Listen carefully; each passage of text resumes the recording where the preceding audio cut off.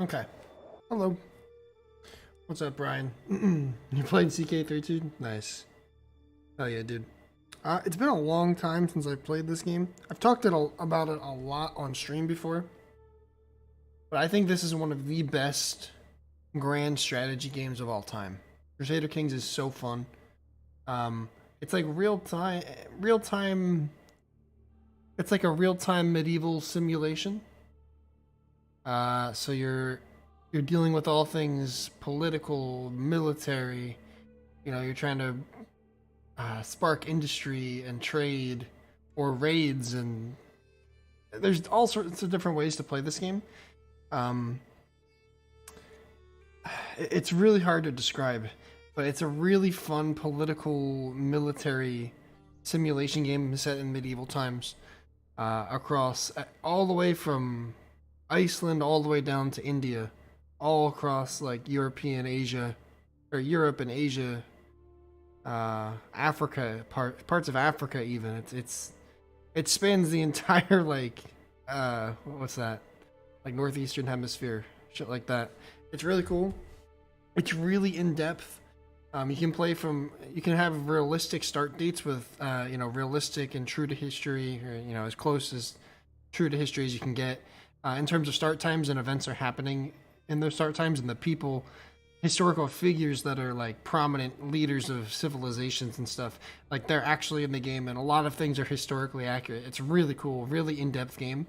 And you can play as like tons of random civilization leaders, and it's not just like countries, right? It can be even down to little areas, baronies and dukedoms and stuff like that. And the idea is you start with a tiny piece of land, or you could start with a big chunk of land. It's all up to you, depending on who you pick. You can pick a custom character, start with one little tiny village, and expand from there, and via war and conquest, or marry into a rich family and start gaining land that way.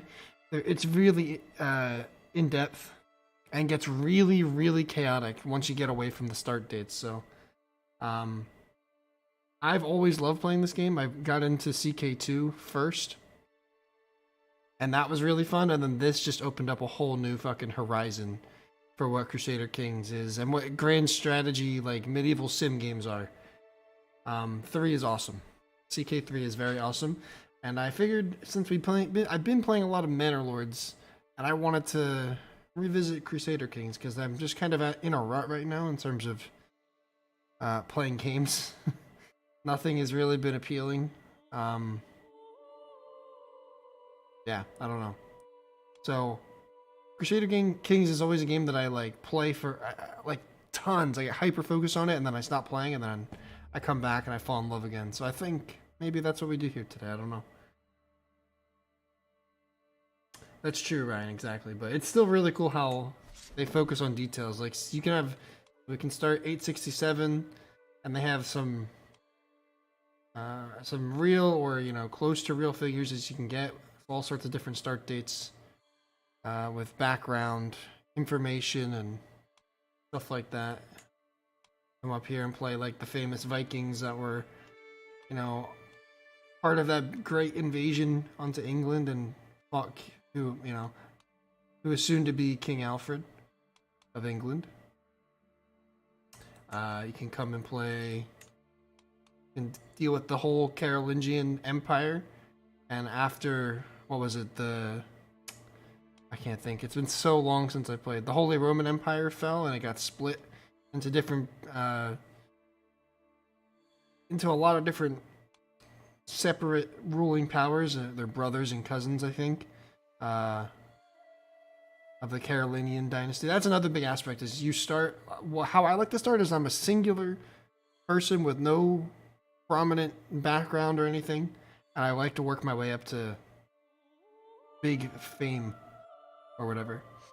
The idea is to like give your dynasty as much power. I think, is, if I had to put the goal of Crusader Kings, at least CK3, into perspective, it is, you have a dynasty, and your goal is to make that dynasty as famous and powerful and wealthy as you can. And I like to start from the bottom in that sense. So I'm going to go with the 867 start date, which is the earlier one. And I'm going to do a custom ruler.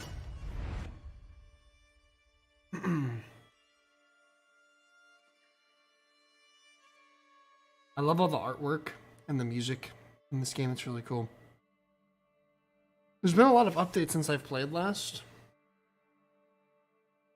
so I'm excited to see some of the changes. Here's our great world map, so you can see.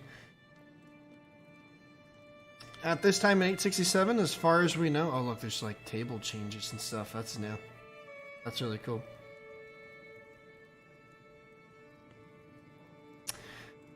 So you can see all the different playable controlled regions in Africa, Asia, India, Russia, Europe, the United Kingdom, Iceland, Scandinavia. Really cool. And they all have different religious, you can see based on, so here's all the duchy titles. You can organize it by that and kind of view like a land you can end up owning. There's kingdom titles. There's empire titles. There's also some hidden ones, like you can restore the Roman Empire if you get all the land for it. You can restore the Holy Roman Empire if you get all the land for it, stuff like that. You can see all the different religions. There's Catholicism, there's, insular Catholicism, there's Orthodox, there's Slavic religions and, Scandinavian religions and all sorts of stuff. Ashari. And you'll have different religious wars and stuff like that based on, conflict of who controls what, just like in historic times. There's different houses you can see, or what is this, cultures. Everyone has a different cultural background with different technologies, and it's stuff like that. It gets really deep and gets really complicated, and you can end up making like hybrids of all these things, and controlling people of different lands can be very problematic, but also really fun. You can see all the different houses, like the Carling dynasty, like we said. This is the result of the Holy Roman Empire breaking up. It's been split into a bunch of different kingdoms, but at the same time, they're still of one dynasty. There's the infamous Wessex dynasty and all sorts of stuff. So my goal is to make one big, giant, famous, probably Scandinavian empire, which is always really fun. Because usually, in most playthroughs, Asatru will end up kind of they'll convert into Catholics, just like real life, than what ended up happening. But it's always fun to try and keep the heathen religion alive and try to take over predominantly Catholic or other religion, like their territories, and just make Asatru like in this timeline a historically prominent religion that's really powerful. Like stuff like that's really fun to do, which we will go into. Game rules. I play with Iron Man, so Iron Man means game is saved automatically. So you can't. There's no cheating. You can't like save, try something, go back, or like do that every time you fight a war. So if you have Iron Man, that's the only way you can get achievements. So if let's say I disabled it and like mess with some settings, I wouldn't be able to get achievements. So enable Iron Man mode. Usually I play pretty much on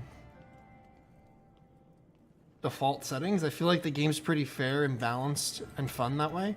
It's still not too easy, not too hard. It's pretty good.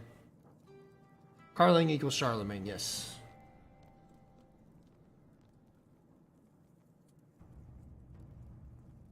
Norse people from both starts, yes, exactly.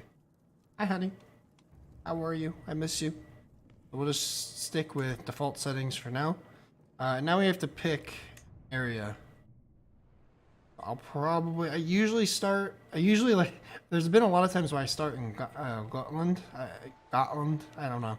I don't speak, I don't have a Scandinavian accent. I can't speak or pronunciate things right, so I'm sorry. Vestfold, I usually keep Vestfold. I don't usually do, take that to start because that is a prominent figure. Harold Tanglehair. Yingling Dynasty. Pretty prominent, at least in this area of the world. I usually just kind of, some of these are just like random, I'm pretty sure, like placeholders, because they don't really know who is in charge in these areas. So I'm probably going to start here in this region. And we're going to create our own ruler. Be a male. You Gotland. I'm annoyed, but it will pass. What are you annoyed about? What's wrong?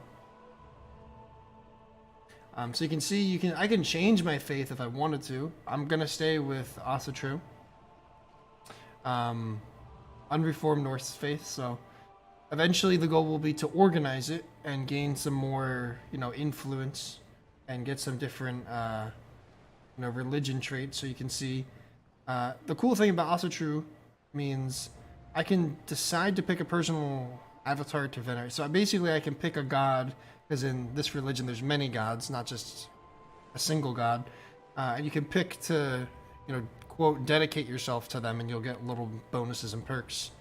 Warmonger, so at peace opinion instead of offensive war opinion.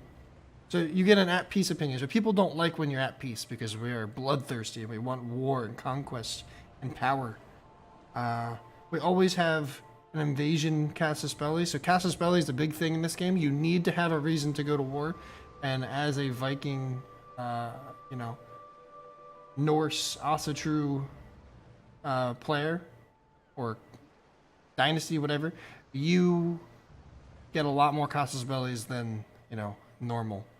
And then also you can sacrifice people for religious points, which is awesome. So cool. Just randomize this till we get something we like. I don't know. I don't feel like going in depth with the shield. This is cool. Like that. I'll explain more when I'm off. Okay. Stupid shit. I gotcha. Okay, then you can also fully customize your character. You can do it with the initial character.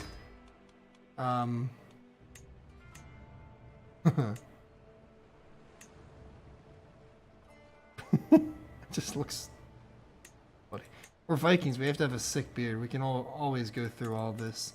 I kind of just want to jump into the gameplay. I don't have tons of time today. I spent a lot of it. Oh, open mouth. That's the wave. A lot of different stuff. Oh yeah, oh yeah.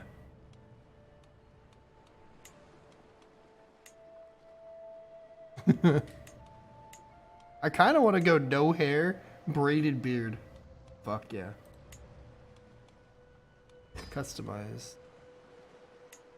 Hair, let's go with more, I don't know. Don't want to be a ginger Viking, do we? The open mouth is a must. Be big as shit, or we can be small. And that actually has an impact. So there's that. I'm gonna start a little bit younger. I'll be 20 years old. Weight is fine. Now education, this goes, this will be really important for depending on how you want to conduct. So you can have a diplomacy background, you can have a spy master background, you can have a steward background, a martial background, or like an insightful background. So this is like, this contributes to your development in science. This is obviously war based. This is money based. This is diplomacy and like political based. And this is backstabbing and fucking, spying and sneaky shit based. I usually go with like a, martial background, tough soldier, like makes sense, not too overpowered. And then based on your religion and your culture, you'll have different traits that are accepted and even kind of praised. So like the wrathful personality trait gives me -1 diplomacy, a big boost to martial +3, -1 intrigue, natural dread. Dread is like how much people fear you. And then all these different vassal opinions. So vassals are basically the people you control. So if you have too many territories, you eventually have to delegate them to others. And based on your personality and different traits that you have, they will either like you more, like you less, or they don't care. So obviously you can see all the different vassal opinion changes there. And this is also one that's virtuous to my religion. So I get an extra piety score every month, a +10 opinion for anybody else that's of the same religion.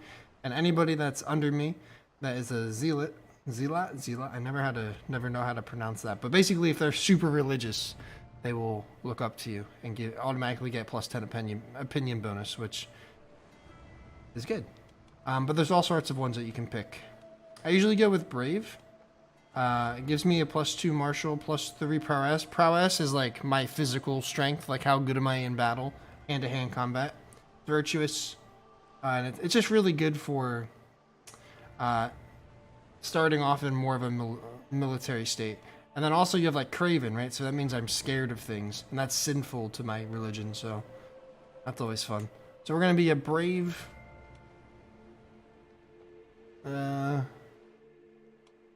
Maybe gregarious, so that means we enjoy spending time with other people. That sounds good. Then there's all these other ones that these can be earned through, you know, skill points and like experiences and different random situations that pop up that can be really funny or really bad or really, you know, really good. These are all things that can happen. You can give them to yourself right off the bat, good and bad traits. I typically don't. I just kind of go very basic. Diplomacy, we're not really going for diplomacy. We'll go for an average 12 martial score. Everything else will be pretty average. Have a little bit of a boost. We're a bit of a fighter, so yeah, very basic start. First name is empty. Oh, I don't have a name.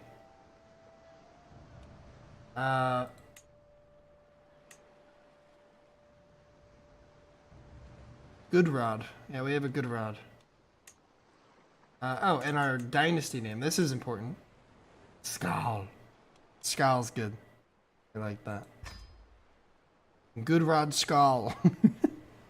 You can also, you know, make it so that you're married and have kids right off the bat, but I like to use marriages as like prestige bonuses right off the bat when I start. You'll see why. So we have a ruler, we have our start area. Let's begin. We have no heir. Heirs are really important. If you have no heir to your throne, you lose. I don't marry for love. Eric Northman from True Blood. What's up, Decon? Good to see you. Okay, so here's our little guy here. We can, first thing I always do is find a spouse. So you can, just like in medieval times, you can always like look for different things, like how is this marriage going to benefit me? Not always about love, you know? Not in this time. Saga the Truth Speaker. So this is good because she's of a prestigious dynasty, Vitzerk. So, what's that, Harold White shirt? Yeah. Or Halfdan shirt. That's a really, I mean, younger, good health, has a quick trait, so that means, or it's a congenital trait, so this is something that, I mean, she's like kind of smart, and that will be something that our children would potentially have the ability to gain on birth. So it's like a congenital trait in a partner in this situation is really, can be really important, especially early game if you're trying to develop a strong dynasty and have a bunch of kids that are really good at different stuff. Because this automatically gives you a +1 to all the traits, and you get 10% monthly lifestyle experience, which is basically like, I'll kind of go through that. I know there's a lot of explaining because I'm sure this is new to a lot of people, so I'm just trying to explain and be as diligent as I can. We're gonna go for that, just because it's also a good alliance. So let's take a look here. This is Jarl Halfdan, white shirt of Jorvik, which is modern day York, but it was under the control of Vikings at this time. He's a Viking, so he's prestige. You know, he's seen as kind of legendary. He's the head of a house that's also kind of pretty prominent. So having ties here, he's got 6,000 troops at the moment because he's fighting the war for, I think, for Mercia, with Mercia and Wessex. So this is, I mean, we might get pulled into that war. We don't really have to support, but having a white, having someone of that bloodline gives me a pretty good prestige buff. Yeah, I would get 300 prestige easily. My kids would have a pretty good chance to get the quick trait. And we get an alliance with 6,000 other troops, which is really nice. So, send that proposal. Hopefully that'll go through once we begin time. Open for legitimacy. Legitimacy is this is new to me. This is a new feature. Legitimacy is the representation of your right to rule. Your vassals generate legitimacy expectations, and you are expected to meet them. Higher legitimacy gives you a range of benefits, and low legitimacy will adversely affect the ease with which you rule. That's fucking great. Legitimacy view can be found on the bottom left. It contains information on your legitimacy level. Okay. Where do I see that? Oh, okay. Recognized ruler. So based on like how long you're ruling, if it was like not a sketchy coming into power, you have different respect and legitimacy rankings. That's pretty cool.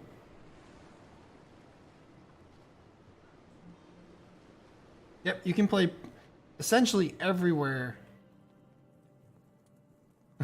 that shows on the table. This is really cool. This is a new UI. This is fucking awesome. So anywhere from up to Iceland all the way down to the tips of India. Almost, all across China and Russia. Almost see Japan off to the side. It's really cool. Upstart Child, if you ever want the RTS Combat of Total War, there's a mod for it, just saying. I've seen that, or like you can use Bannerlords there's a Bannerlords mod as well. Pretty cool. So now we're going to choose our lifestyle. So you can, no matter what your education background is, which will be based on like people helping you raise your kids, or if you're a kid and you have like basically like a mentor, they will, depending on their background, they'll teach you things that they know. And you can have different education backgrounds. We picked a martial one, so because I have a martial education, you gain 20% more life experience in this lifestyle. So I would automatically get, perks for being, if I have a martial lifestyle. It's basically what you're focusing on. So it'll give you different perks based on what your life focus. And right off the bat, we want a martial focus with I'm going to say with an authority focus. So rule is to make all the aspects of a realm move in unison and work together. So I get +1 martial for this focus, plus 20% dread gain, so people will fear me and respect me. I will get a boost to control growth, so if I take over an area that wasn't originally mine, you have to gain control slowly over time, so that'll give me that, a boost to that. And I get 30 experience, martial experience a month. So we'll start with that. I can change it every 5 years if I want. Same with the different focus. Like this is not permanent. If I wanted to, I could switch to learning and, focus on more scientific and health-based stuff. So I usually like to go... Stalwart Leader. That's a good one because it reduces the risk of commanding armies, and I like to command my armies early game. Because I usually start with this character that's a pretty good leader and a pretty good warrior, and if I have the brave trait, I'm more likely to like do cool shit, but also more likely to die. So getting this is pretty good. Plus I get +4 prowess, which means I'm even stronger. And then eventually I'll go down get chivalric dominance. So you have armies, you can build armies, but you also have knights that are like special, really, really good warriors. And plus 75% knight effectiveness is so overpowered early game because it'll give you really good graded troops, and you can take out armies that are twice your size with a really, really good efficient army. So now, well, actually, first, this is my council. Your council is really important, especially as you gain more powerful and start delegating things to other people. So right now I own 1 territory with 1 little village, so it's not really that big of a deal, but having good people appointed to my council can be all the difference between lots of different stuff. My spy master's good. Let me see if I can get her a marriage. With someone that has, let's say, good stewardship. This guy is landless. He's probably a pretty good warrior. Yeah, 19 prowess, pretty similar to me. 19 stewardship, so let's get him married to her. So that will get him over here. And hopefully then that can become my steward. My marshal is okay. They all have different things that they can do to help you work on things passively. I usually like to do train commanders so that I'll get a chance to get some random people suddenly get promoted and are like really good champions. It's always really good. Like taxes. I like to do increased development. Right now this is the heart. This is the only place that I control and own, so I want to boost our development, which means we'll gain technologies faster. The Chancellor doesn't really matter right now. Just keep him focused on domestic affairs. This is basically like a high priest, and usually having a good one's pretty. That guy has a 0 trait, 0 rating for learning. We want someone with at least some average learning. Get her married as well. Maybe get a better Chancellor. Let's take the guy with 19 because he's a bit stronger. So there's that. And yeah, we'll be okay with that. Got more Riz. Best way to fight zombies? No zombies. What's up, Mick? How you doing, dude? So literally before I even unpause the game, we are literally at the 1st of January, 867, the start date. Before I even unpause the game, I'm already building my council out. I'm seeking out a marriage for more prestige and, you know, some alliances to protect myself. Now I'm gonna set up some champions. We actually have a couple decent champions. So we have our marshal. I usually have my marshal serve. Anybody under like 10 prestige, I don't let them because it's just a waste.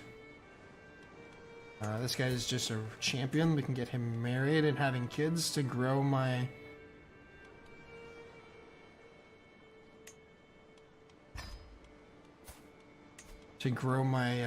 My court, basically. We'll just bring some new people in. Sometimes marrying. So like she has a pretty good stewardship trait, and if he's a steward, sometimes they get a boost. So they get a little boost if their spouse is also good at that same thing that they work towards. So sometimes that helps. Sometimes I just like to get them married so that I can grow my court. Because let's say this guy and whoever I have him marry, they have a kid that's a really good, strong warrior. Then I just get a free warrior, you know? So there's that. I can station men-at-arms. Men-at-arms are like your elite units that you really want to build up. Levies are just like foot troops that aren't really strong. It's really just to buff numbers a little bit. And based on your culture, your technological advancements, and your religion and all that, you can get different special men-at-arms. As a Viking, as like, you know, being in Scandinavia, we get Varangian veterans, so like, kind of what you think of when you think of a Viking. A heavy infantry, explorers, adventurers, warriors, and mercenaries from all around the far-flung Nordic colonies. Some even served in the Varangian Guard. So like, they were stationed in the Byzantine Empire, helping them. Experienced, really strong. 47.2 damage. We are near. Our religion holds Uppsala, which is a holy site, so we get a plus 5% damage. They're pretty good in terms of toughness. Pursuit. They are a very good starting unit. Very powerful. So they're kind of like heavy infantry. Then we have like spearmen, and all these counter and are like good and bad in different like terrains and environments. Varangian veterans, counter, spearmen, heavy cavalry. So you want a really well balanced men-at-arms unit. Like you can have, at the moment I can have 3 different. So I have Vigmen, which are kind of like they're archers. They're typed as archers. Warriors in the front present an impenetrable wall of shields to protect archers in the rear. This tactic deters skirmishers while allowing a steady advance. So they're kind of like a set of swordsmen. They have swords or battle axes with shields, the famous Viking shield wall, and then they have archers in the back shooting over the shield. So I really like having Vigmen, so I got a free unit of them, which is really nice, so we'll keep them. And then you have like Bondi, they're kind of like raiders. Bondi are part of a class of free landholders, often competent sailors that use longships to trade or go a Viking. They fight using spears and shields. They're just like they're just spearmen. They counter light cavalry. Archers are good in plains and farmlands, but anything in the hills or mountainous, not good. And something good about Nordic warriors is that they're always good in the cold and in the winter, which is really nice. Because sometimes that's something that like kills your army. Huskarls are kind of, I think they're just Germanic heavy infantry. They're not as good as Varangian veterans, so like a little bit cheaper, but the veterans are always better. So I'm going to take a unit of these. We already have some Vigmen.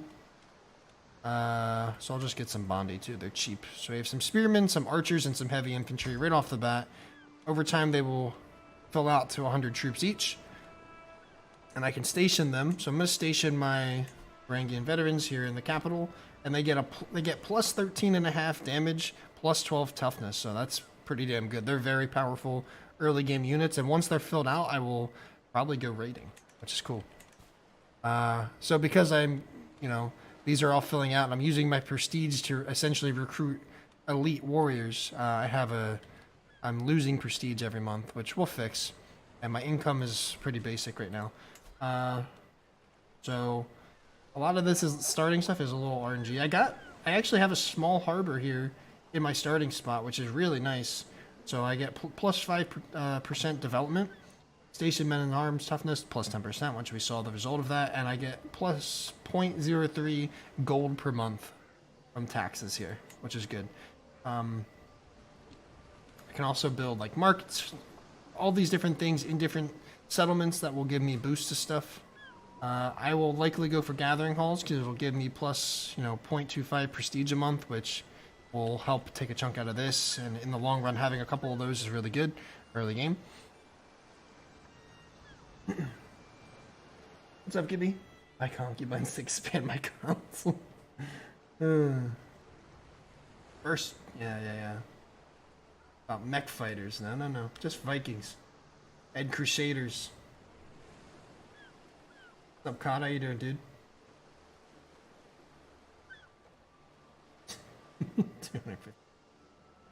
Alright, so I feel like I have a lot of things. Oh, a court physician.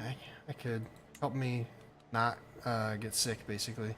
But everyone's pretty shit, honestly, so we're just gonna stay away from that. Yeah, you can also appoint, there's different, like, a bunch of different, like, authority laws and succession laws. If I were to get sick or become disabled or away, you have a regent. Right now, my regent is very self-interested, so that's not good. Once I get married, though, that'll probably be whoever my partner becomes. And usually you want someone that's not self-interested. There's a bunch of different decisions you can make. Like if I can devote myself to Odin, I would get a boost to intrigue and, what is that, piety. Based on my dread, I would get plus 0.03 piety based on my dread. Olar, martial plus 3, movement, speed in provinces affected by winter plus 50%, which is nice. Advantage in provinces affected by winter plus 2. Thor, stewardship and prowess. Freyr, fertility plus 25%, and control growth. I'm gonna go for Olar. Agent of Glory. Olar, Hunter, Warrior, Agent of Glory. Perfect. I get those boosts. Activities, you can host grand tours, tournaments, weddings, You can go visit places around the world, and there's random events that will happen along the way. There's different factions that'll eventually rise up. Most likely, council. There's so much stuff in this game. It's really hard to just go over it in one fell swoop. We'll probably just kind of come across things, or explain things as we come across them.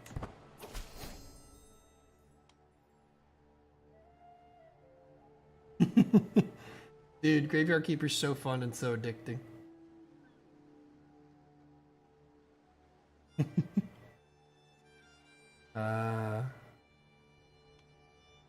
Okay, so this is just me marrying off my courtiers. Okay, so White Shirt accepted my proposal, so I am now married to, I think, his daughter? Yeah, his daughter. Perfect. I get a big prestige boost. Well, a big, you know, base prestige. I don't get prestige gain.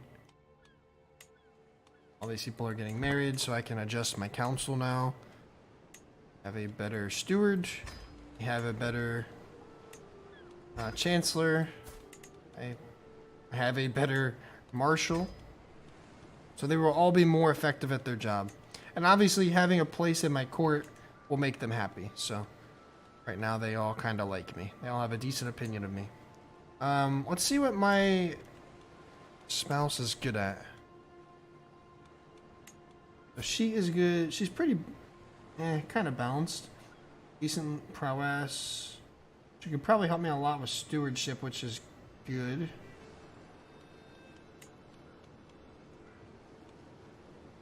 +6 diplomacy, maybe. That might help with my prestige.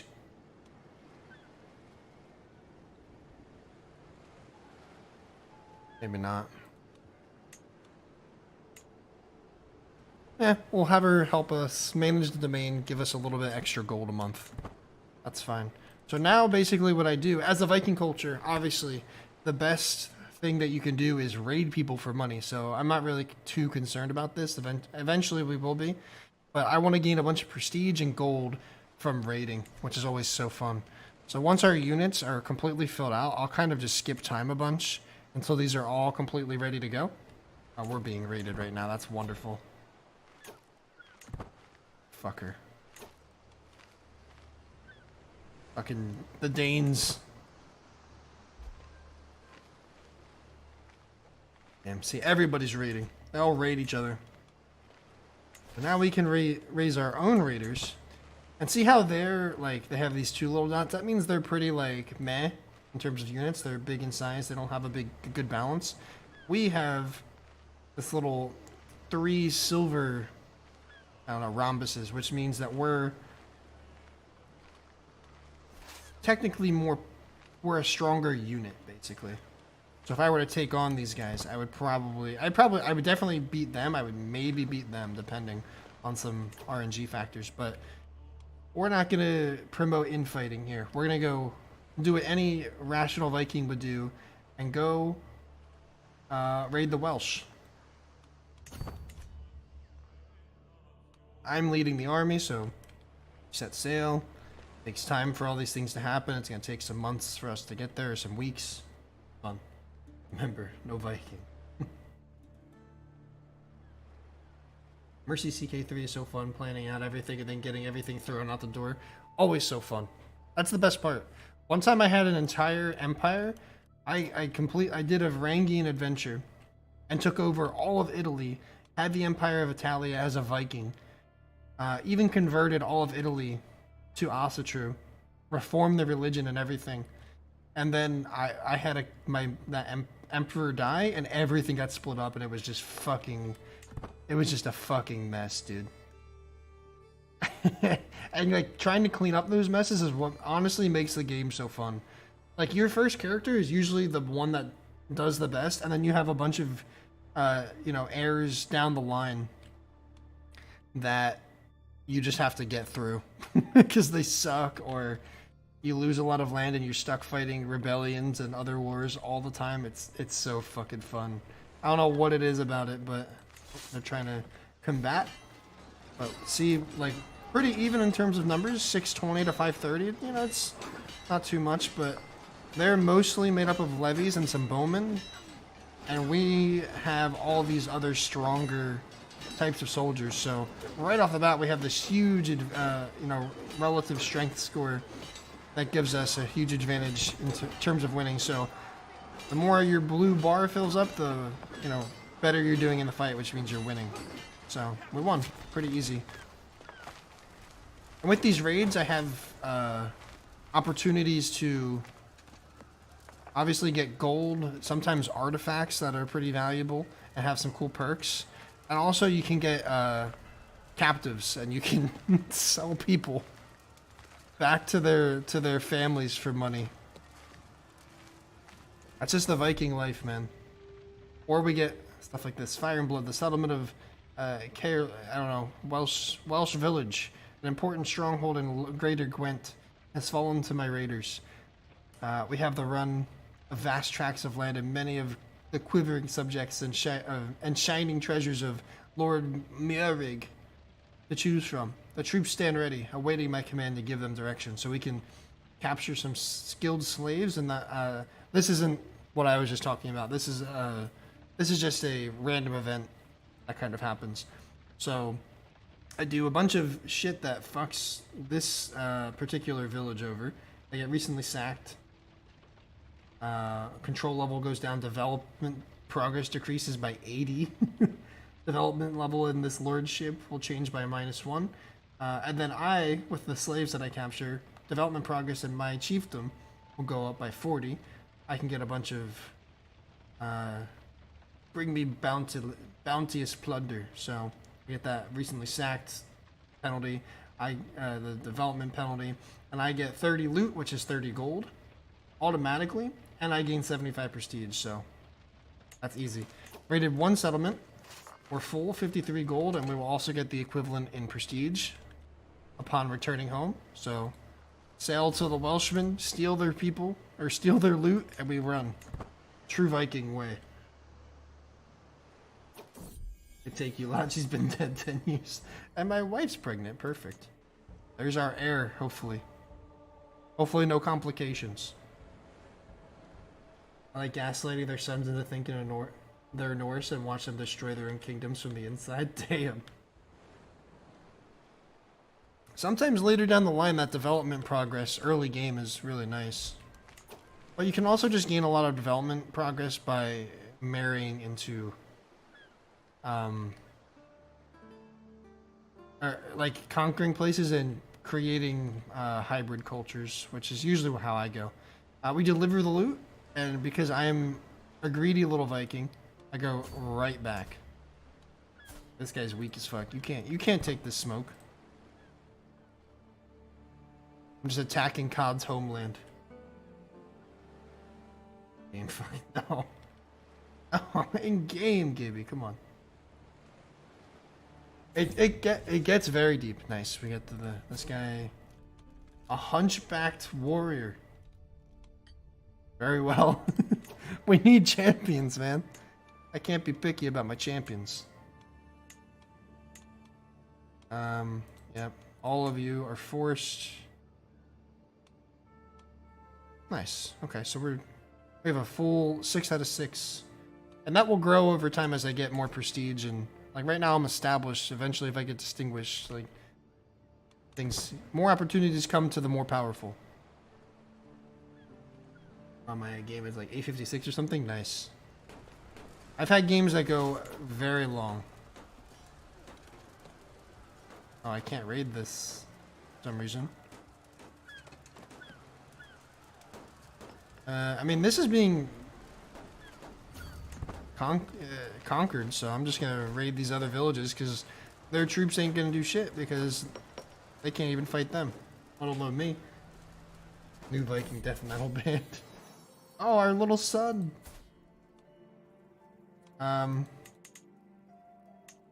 Sorkvir, yes. Little Sorkvir.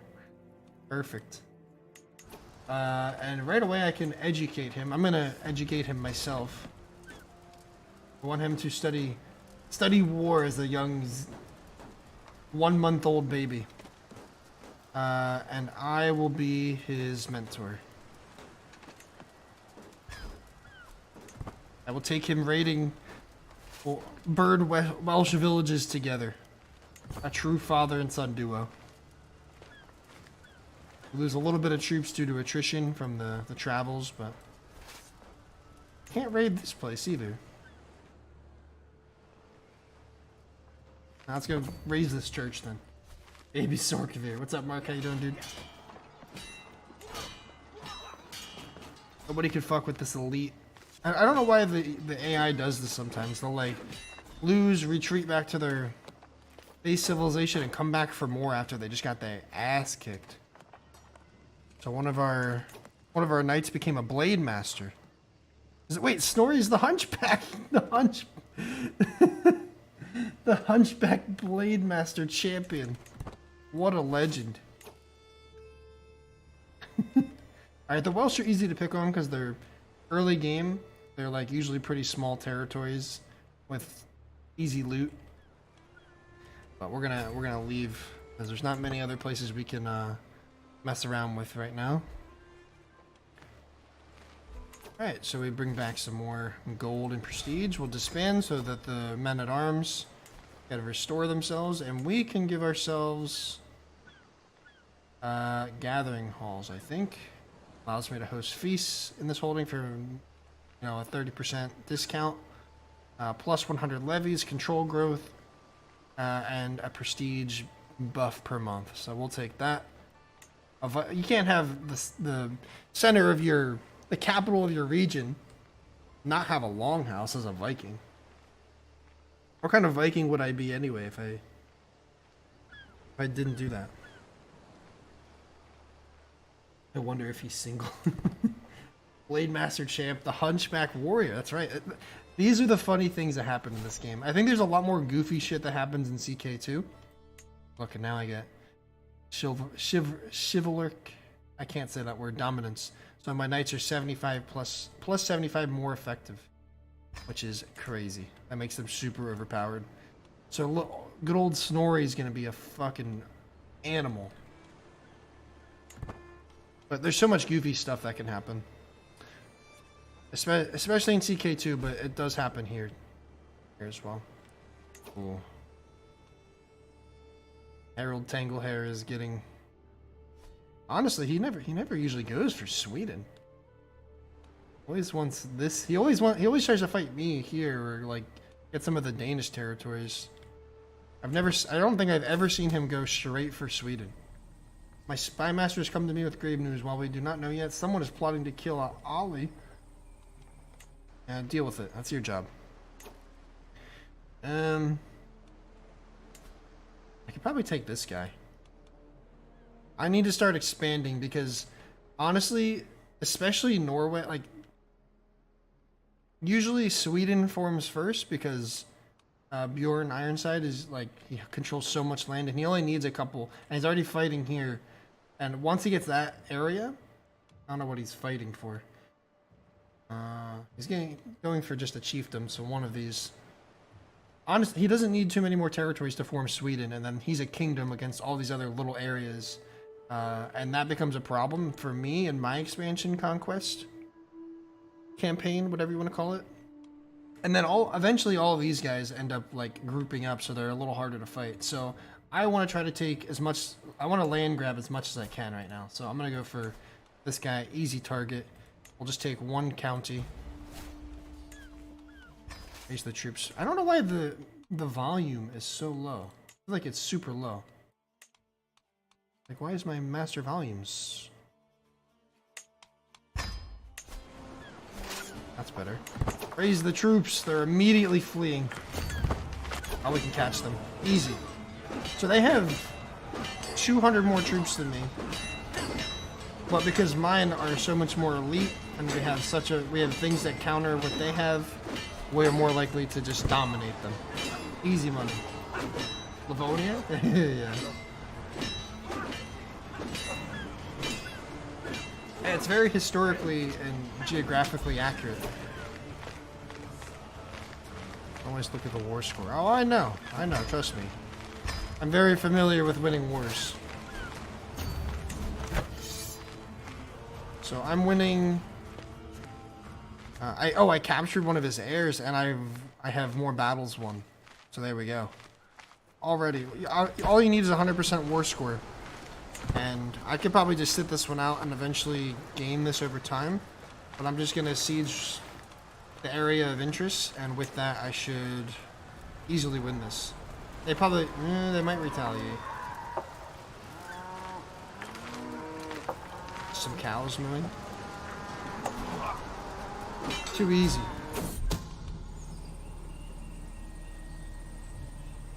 My champions are infighting. Viking behavior. Jail, torture, maim, release. See, I use jailing in this, especially when I'm fighting with, you know, other Scandinavians. Because they're usually pretty willing. Like if you go here to your courtiers, prisoners. He's wounded. You have 7 prowess. Kinda stinks. But like, look at this. A fucking 22 prowess. Excellent prowess. Blade master. +3 prowess. Aggressive attacker. Berserker. That's a soldier right there. That's a free soldier. Just, I gain a territory and gain a fucking elite ass soldier? Like, come on. You're either sold for gold, executed, or you go into the military. That's how it works.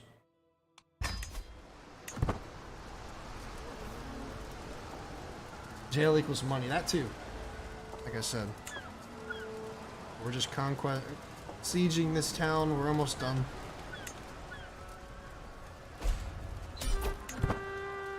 I understand. Like giving me all these, like it's my first time. So I won, I get that title, I gained 50 legitimacy. Oh, sweet. So that's a new thing. 75 fame. Any allies shared 75 prestige based on their contribution. Nice. Disband my armies. I now control this, but I can raise a runestone to taunt them, basically. Perhaps my vanquished foe, Chieftain yeah, that. Basically. Brag about beating him. Fuck yeah. And we'll put it in his former territory. And I gain 250 piety, 350 prestige, and 100 legitimacy. Which is pretty good. We'll take it. So now I have like, I don't have good control because I just took this over. That'll change with time. I'll actually probably change my marshal to come over here and try to help with that. I can deal with the prisoners. Oh, prisoner. Oh, see, I didn't take him quick enough. So he gets all his prisoners back, but we'll get them eventually. Thinkers game, then action. It's a grand strategy game, yes. I only use this leverage / war. And CK2 might be benefit. Oh, it's very beneficial to recruit in this. Absolutely. So we'll have them work on that. We'll let our armies recover, and I'm gonna go. Well, I can actually station one of these as well. Let's station my Bondi. Not bad. Since good old Harold over here is getting a little stronger than what I like. Oh, he already lost Nordmark too. They just came off an L. I can just go right for him. I can subjugate him even. Have him get rid of him immediately. Because I want to control Norway. Or I can just take Vestfold from him. I don't want to use my subjugation war cows. I only get 1 per lifetime. I don't want to use that yet. So let's spend a little bit of piety. Try to take Vestfold. Vestfold is really good. It has a special building. Has a special building slot, which allows me to build something. I think it's like a temple or something. Because I think at one point it was the capital of Norway, or was the first capital of Norway. I don't know if it still is, but Karlig or two as a Viking, absolutely.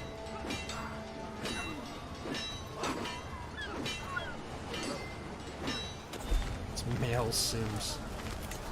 No, they killed my steward! Fuck.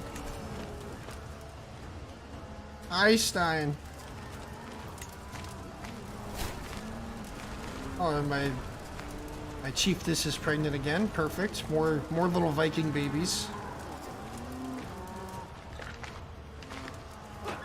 So you can see there's a lot that you're controlling, but it's not too overwhelming yet. But the more you expand and conquest, the harder it gets. Trust me. But it gets really fun. It's super complex and goofy shit starts to happen. My son and Sorkvir.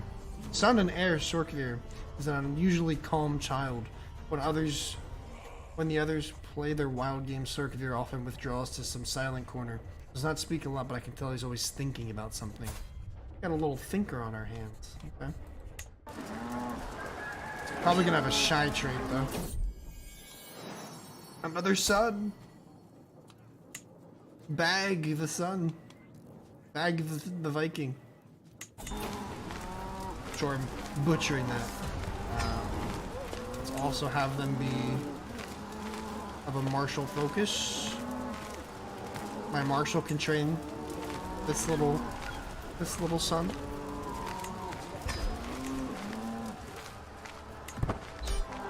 Might get some chads. I usually don't spend the prestige on it, to be honest.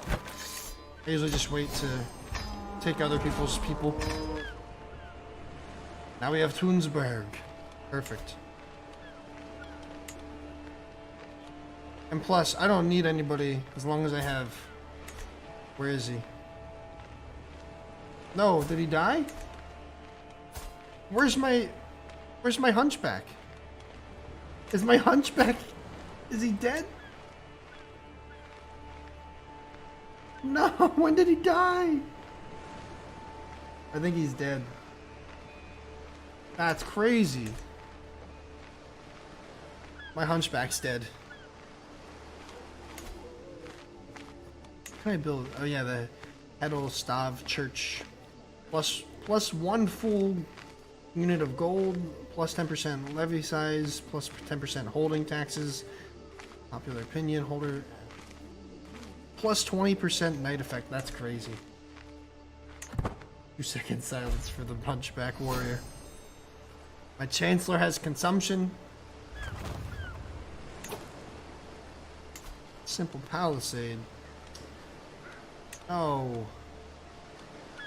Yeah, I can replace this building. I mean, we'll take it for now. Station spearmen. Ooh, station archers get a pretty good boost. There we go. Now all my men-at-arms are stationed, which is good. I have a bunch of extra prestige. I'm gonna up the size, so I'll have maximum. Let's go 300 Varangian veterans and 200 of the other two. That's pretty much all my prestige. Now we have a nice little chunk of land.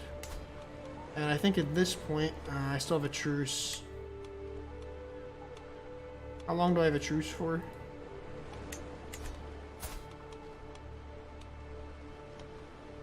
For 4 more years. Yeah, shit, look. I waited too long. These guys are getting too strong. I need to be illustrious to call a duchy war, and I can gain all that.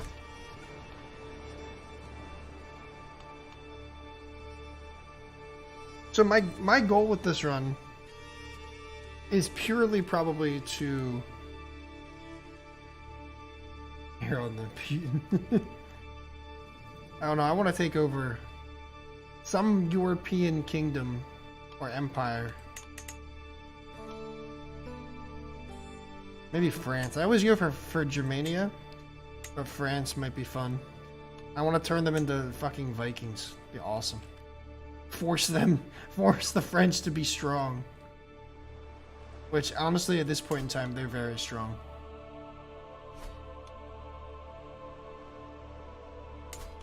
The also true. Oh, this guy is fucking... And we have Count Hastings, who's one of the most OP Viking characters in the game. They're still chilling here around Brittany. Good. And we have a pretty strong Viking presence here. Did they win? Oh, they're still... Oh no, they won this war. Halfdan fucking won. They don't always win. A lot of the times they get beaten down and England kind of prevails. This is an easy clap. What's up, Alex? How you doing? Until you've won the war. Hey now. Yeah, look, Sweden already formed. Brutal. They're gonna be strong. They always are. I would take this chump. I'm gonna focus on the southern peninsula first. So first we're gonna just go raid, I would say. Let our troops grow a little bit. Stay awake, maybe get stressed, lose some shit, or just daydream about strategy and get a martial boost. I don't know why you wouldn't do that. The martial perk. I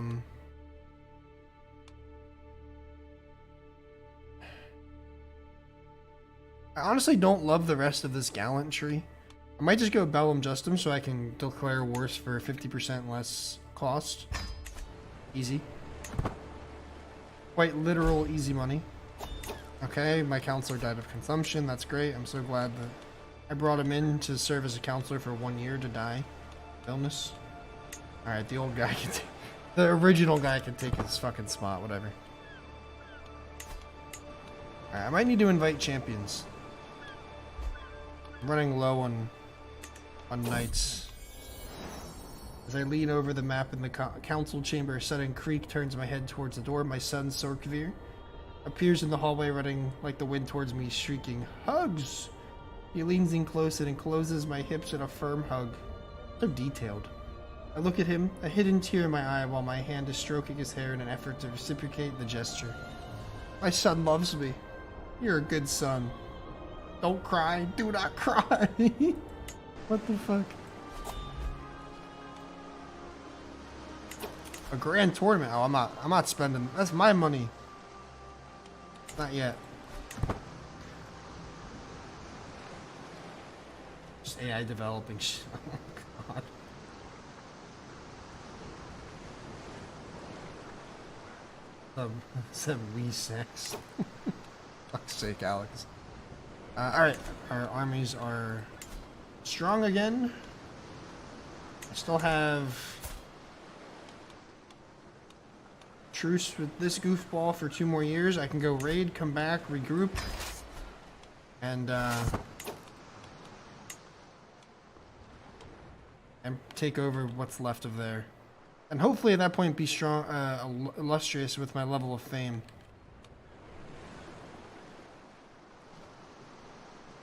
So I can conquer that western side of Norway. Oh, these guys are weak as fuck. I could come take the Welsh if I wanted to.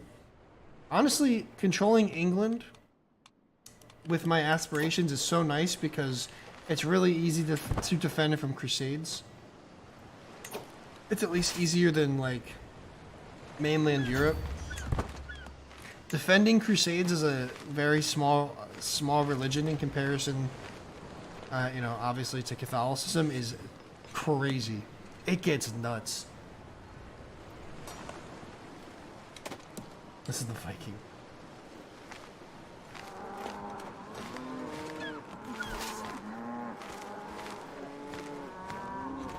Just the way to do it. Give me more loot. Don't care. My Chancellor just fucked me over and I lost 150 prestige. That's fucking awesome. You're fired. Anybody need a spouse? Oh, you need another spouse. Matrilineal. A Christian? No. That guy, he can go be my Chancellor and do an actual good job. Perfect, thank you. You're hired. That guy sucks.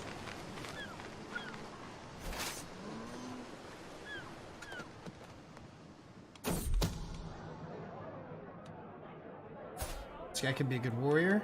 So I'm gonna put him in my dungeons because he's being a drunken asshole. But then, you know what? I forgive you, bud. Recruit. But you have to come work for me now. Thanks, dude. So now he's gonna be a warrior, and he's my strongest warrior, and I'll reward him by marrying him off to a Hale woman who will hopefully produce strong children. Look at the birds flying. Perfect. Let's keep raiding. Oh. City. Barony. Easy money. So see, as my army grows bigger, I can hold more loot, which is really nice. There we go.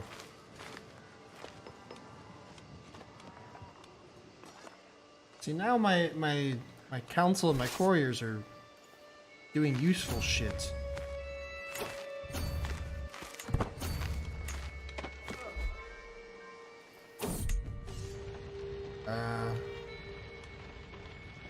Yeah, we'll bring back little Sorkvir a trinket from my journeys of slaughter into England to slaughter people. He'll love it. And we sailed home. You can make shield maidens, yeah. I like the gulag.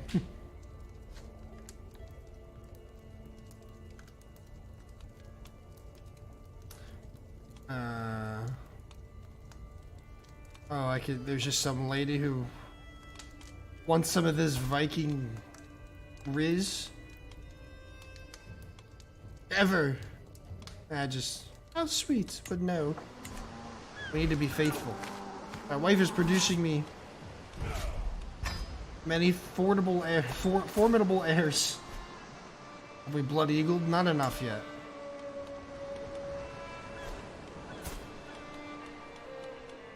How long? Oh, 12 months.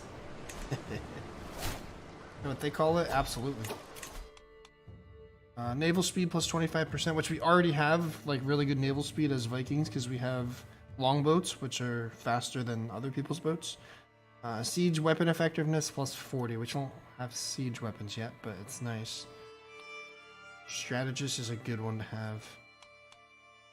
We'll go for army movement speed, travel speed, and then screen boosts to heavy infantry, archers, and spearmen, which we have all. We have all of those. My control is getting better, so I'm getting a little bit more money and tax and everything from these people. I need to do something for... My prestige is really low right now, so let's put together a feast. I have some money. We'll have it here in home. Honorary guest. Obviously my wife. Duh. So maybe she'll want to give me even more children. We have lots of money. High disc complexity and high number of courses. This is a proper Viking feast, so of course. Intrigued by the murder feast. That's like, you can literally set up an event to have someone assassinated. There's a lot of backstabbing, and like you can go down this whole tree. I'll give my wife all the credit for direct vassal opinion and courtier and guest opinion, and she'll have more opinion of me. But yeah, you can like go down this whole tree. Let me show you. Let me show you the spy tree, or like the intrigue tree. So you can be schemer, so you can like have all these different things. You can fabricate hooks on people and lie about them and gain things from it. You can blackmail for that. Blackmail them for things that you fabricate. You can find secrets about people faster. Can kidnap people and sell them. Or like you can, there's like a broken little mechanic where you can kidnap an heir to someone and then declare war on them, and then you already have their heir, so you have like a huge boost in war score. You can have multiple schemes at one time. Murder power scheme. Like you can have people plot on people to murder them, find secrets about them, and blackmail them, or you can murder people for power and seduce people's wives or partners or whatever, and make other people lose power through that. You can torture people. There's all sorts of crazy shit you can do. Intrigue tree.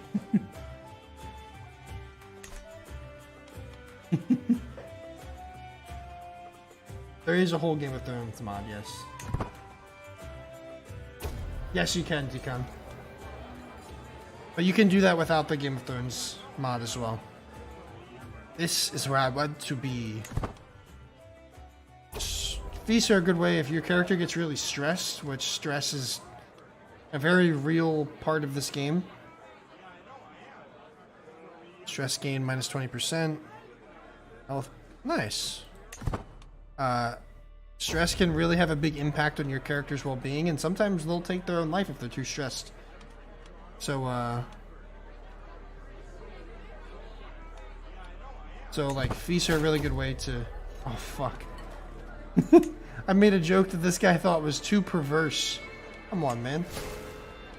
And I gained a rivalry over it. Okay. Now a toast to my wife. Perfect. So I gained a bunch of... I gained like 200 prestige from that.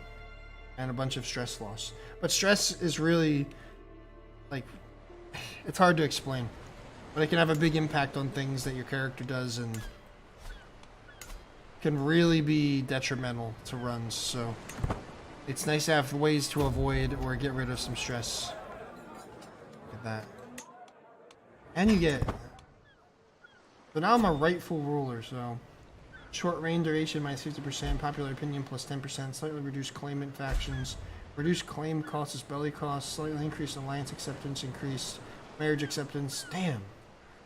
It's really good. Your neighbor, Jarl Dog, has lost against Jarl. Okay. Don't really care. Oh, yes I do. Yam Taland. Oh. His dwarven spy master is controlling this big chunk of land. That's no bueno. We gotta take care of that. Hunting too, yeah. Fucking. I've seen a dude do a whole playthrough where they only have dwarven courtiers and council, and it's really funny. It's like really hard to pull off. I can create a title. I can create a duchy. I can have basically be a duke. Oh, Sorkvir lost his guardian. No, I'll be his new guardian. Wait, I was already his guardian. Oh, weird.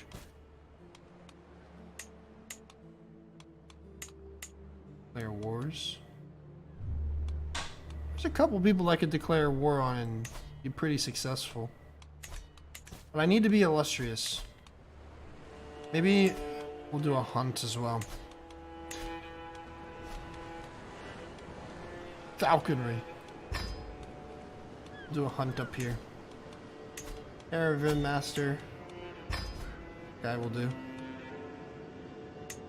We'll spend the money for more prestige gain potential.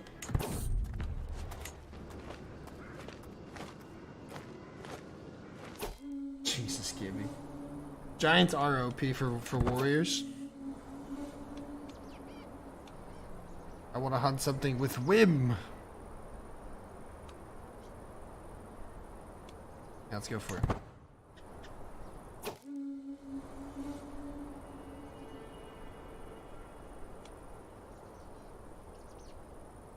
You can be the master of hunt, sure.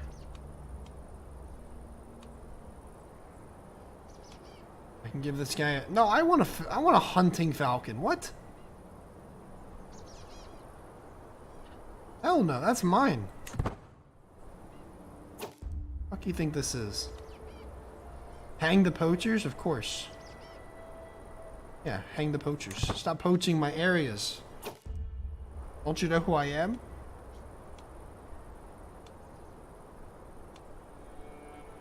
Alright, we'll just go fucking right after. We're hunting a wolf.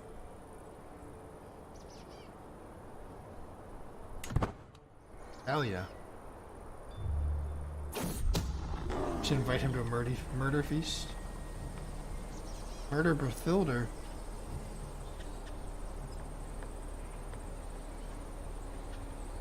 Someone's trying to murder my spy master. Why? I will shoot it. I will shoot it. Boom. I gained 50 prestige for that. I'll keep it as a memento. Gain wolf fangs. Night effectiveness plus 5%, 0.03 prestige a month, and yeah, hell yeah. Thank you. So I lose some stress, which I'm not stressed, so it's fine. I gain the trait Hunter, which is nice, plus 1 prowess and some stress loss. 20 legitimacy. 450 prestige. Easy. And now all this is much more balanced. That stuff is so overpowered, I feel.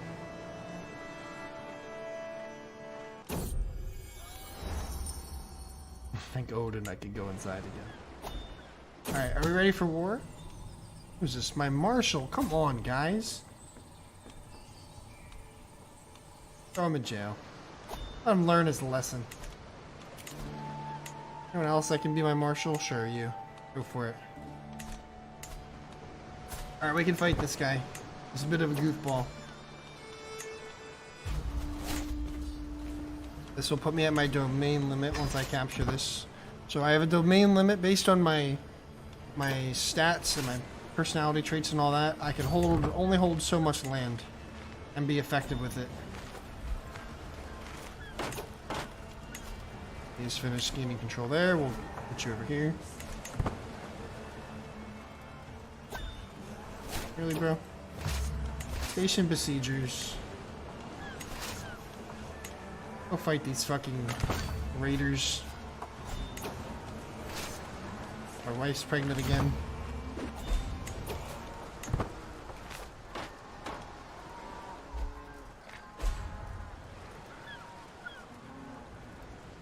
Okay. So you can only hold so much land, then you have to start delegating.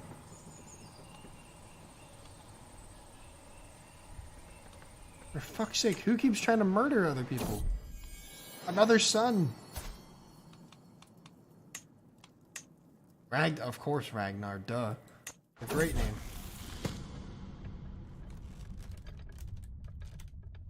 This accursed children, my word. Gandalf. Gandalf. And his compatriot Sturla were caught red-handed, having snuck into the armory. Don't they know that weapons are dangerous? One of the servants caught them in the act. Sturla was crying and bleeding on the floor while Gandalf simply played with his stolen sword. Apparently Gandalf did want to stop having fun just because Sturla messed up. What will become of that boy? Understandable. Who cares about Sturla anyway? This will. I don't know when I became this guy's ward. Not my son.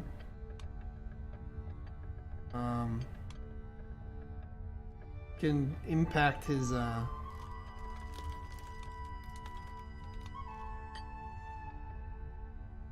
Let's make him be honest.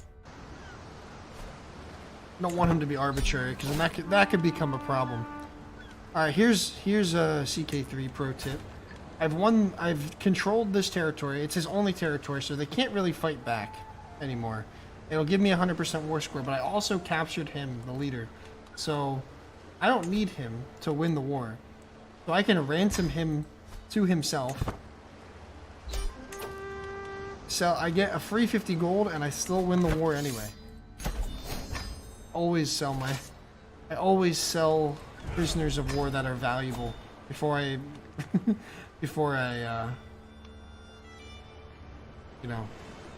end the war. So now I'm fighting this guy. What is this guy trying to fight me for? So I inherited this land, but also inherited this war, I guess. Attacking me. He's trying to conquest that land, but he's not gonna fucking win. I'm gonna kick that ass, little boy. You shall not pass. Who needs family when you can murder feast?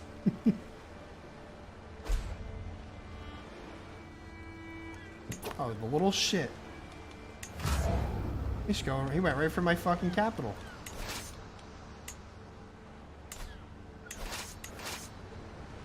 We station some besiegers to keep the siege alive, and we march.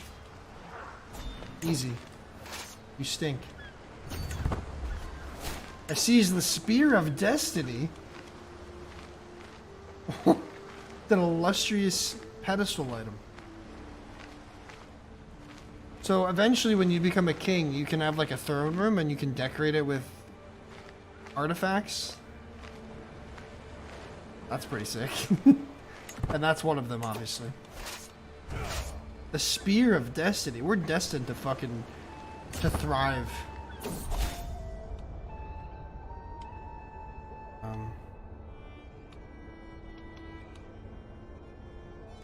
Write a witty poem mocking... What? I don't fucking... God damn it. I don't know what the fuck that was. I'm too busy engineering war, man. I have to keep going down the strategist tree.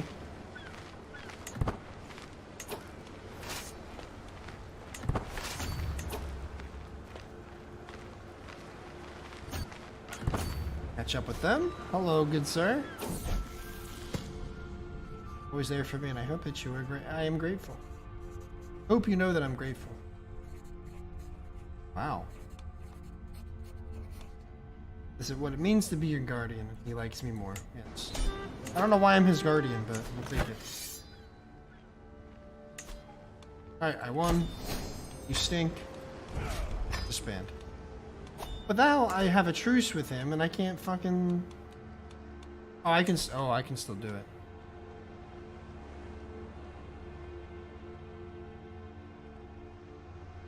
Queen. It's higher than Countess, yes. You can have concubines. But the thing is I don't like with how Norse culture succession works. I don't like to have too many heirs because then you get things too split. So having concubines obviously gets messy. What does this mean? Is there like illness in this now? Oh. Major consumption. Holy shit. There's illness in this game now. I didn't know that. That was a thing in CK3. I think that was a DLC, I remember. Ew. Stay out of fucking Jorvik. Jorvik. Or whatever. King Alfred.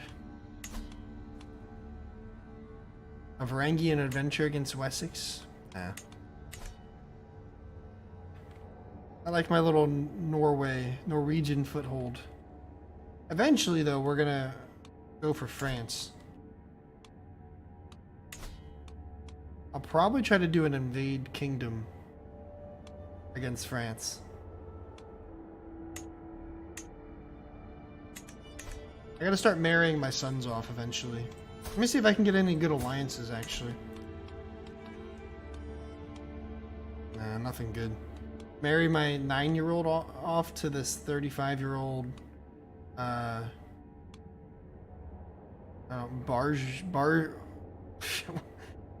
is she from?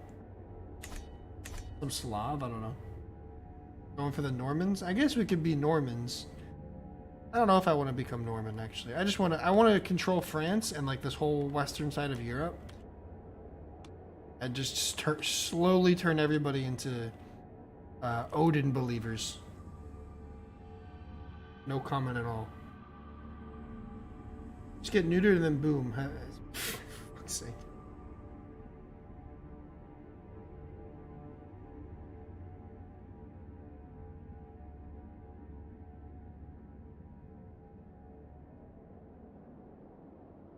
Sorry, just reading this.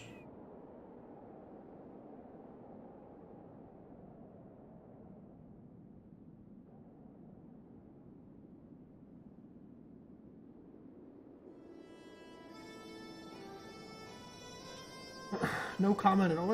On what? The headiest, the hairy. I think we have we have some prisoners. This is like a former leader, I think. Now he's just wandering. Oh, I can make her my concubine. Give me prestige, but she's too old to produce too many children. Aw, sickly little bastard. We'll bring her in. Raise her to be a shield maiden. Fine, we'll let him. We'll just release him. He'll stay here anyway. Yeah.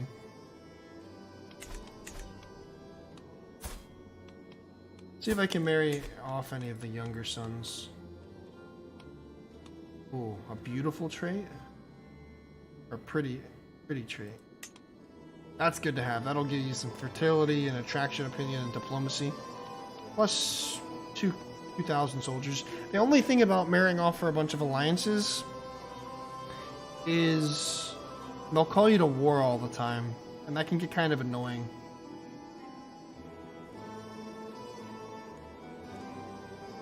Banner boys.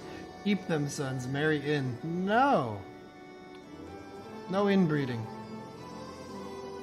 Alright, we'll marry you off. The little 1-year-old baby boy, let's see. We can wait on them.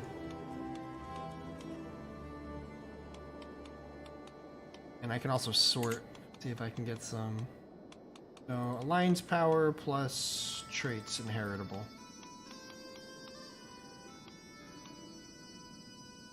Okay. Intelligent. Bring in the wives who have titles to get on. Yeah, that's true. I see.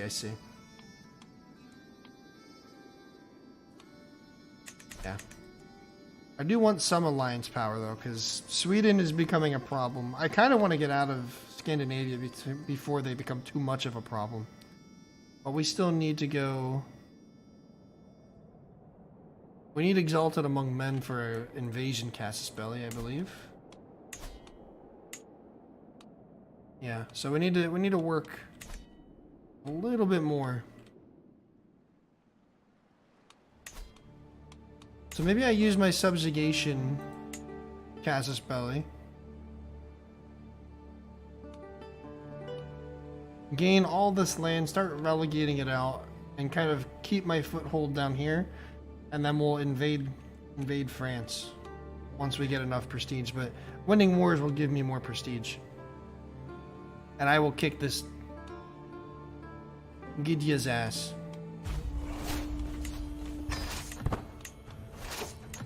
I just kicked their ass.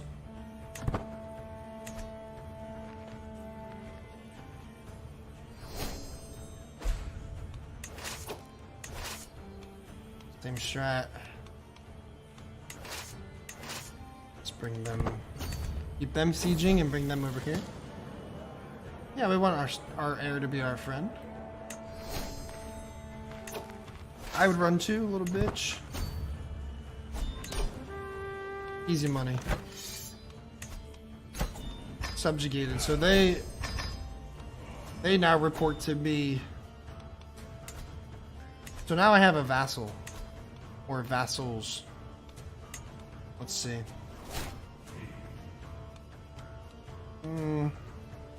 You kind of suck. I don't know if I'm gonna give you vassal rights. So now we are illustrious, we're working. I can revoke titles at Tribal 33. Okay. Cool, so now we own all of this part of Norway.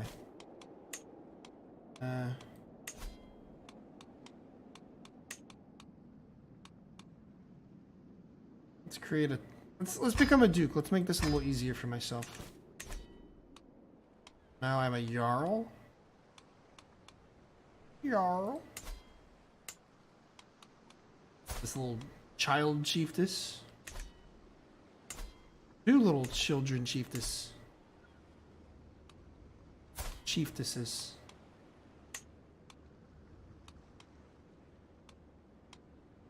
Thing is she's not a good council member. Whatever. She can be my chancellor. She's not the worst. And it'll keep her on my side. I literally just took her land from me and she's like, nah, okay. Doesn't give a fuck. Prisoners. Oh, look at that shield maiden. Yes, please. Gimme. They have a very good stewardship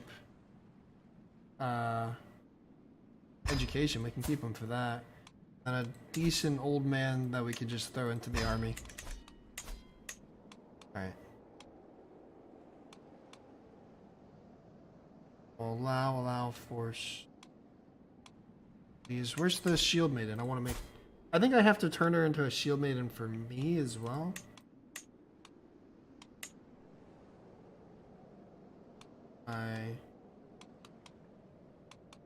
All skills. Where's the shield maiden? I think I have to appoint them to be a shield maiden first. Oh, she's not out of prison technically yet. That's what it is.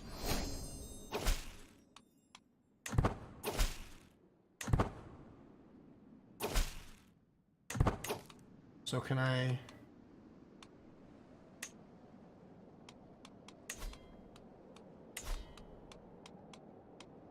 Military. Oh yeah. She can fight for me. Hell yeah. Make her a concubine as well. She's got some prowess. Reputable.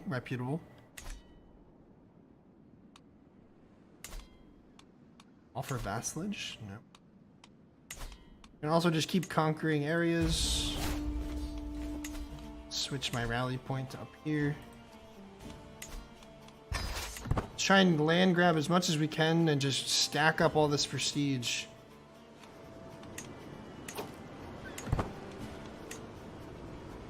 Takes longer for my armies to gather because they're farther away from the main area. Let's just stack up this prestige and do our best to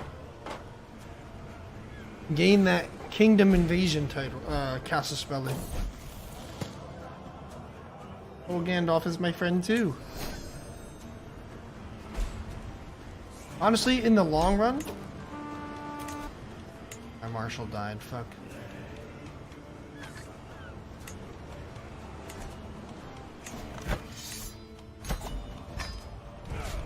I'm gonna give this piece of land away.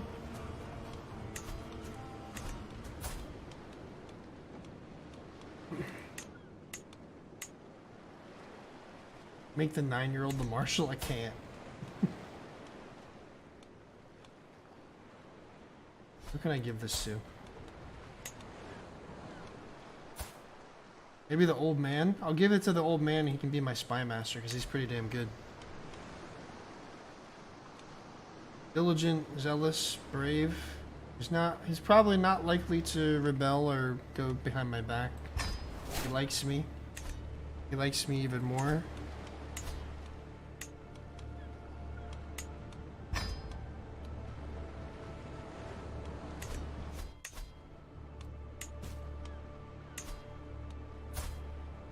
Oh no, this guy's coming with me this time.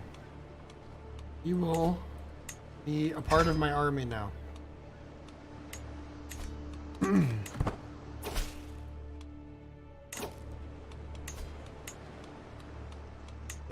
Yes. And I'll give you a wife. The Slavic woman will come here and be your wife. Look how good we treat you.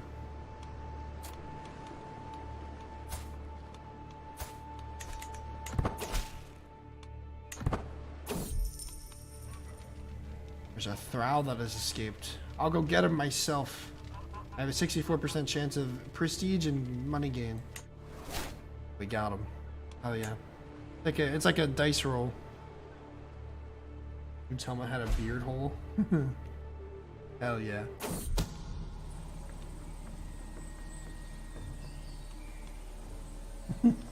I think...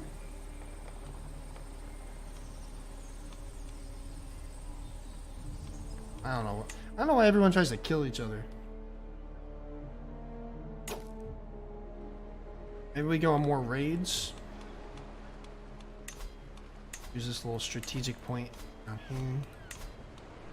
Raise local raiders. Let's also see if I can upgrade my gathering halls. So that'll go from this to this. It'll basically double everything. Upgrade that. And we'll add more gathering halls here. Just try to help with my prestige gains. Oh, England has been formed. Okay. Good to keep in mind. What are the English up to? They're fighting against... They're all half done. They're winning. They only have 2,300-ish troops. I'm gonna go fucking raid the Canterbury. And I can take them if they try to fight. You can always raid them while they're fighting. I won't pay any attention.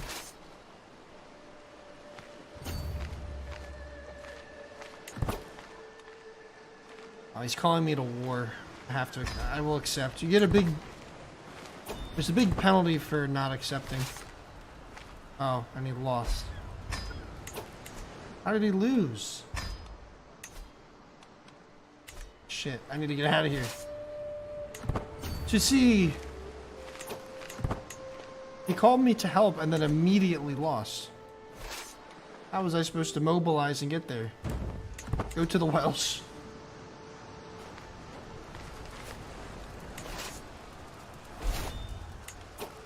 Another martial perk. Engineered for destruction.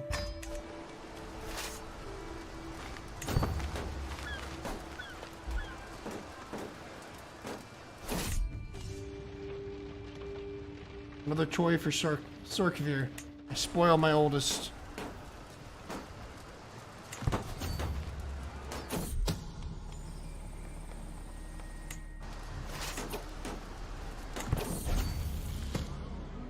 Gandalf is lustful.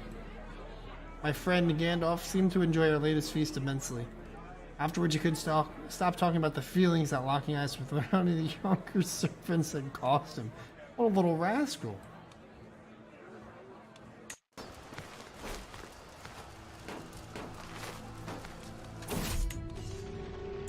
Loot. We'll go destroy this army as it's raising. Get fucked. Give me more loot.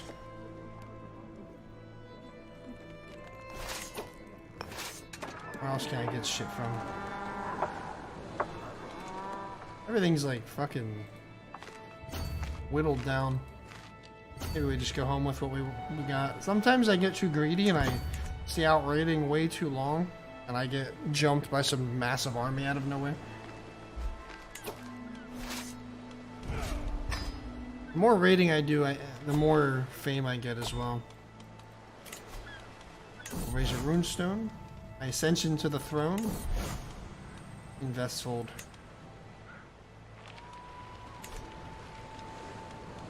We'll do another feast. Spend the money on a feast. A glorious feast. An expensive feast.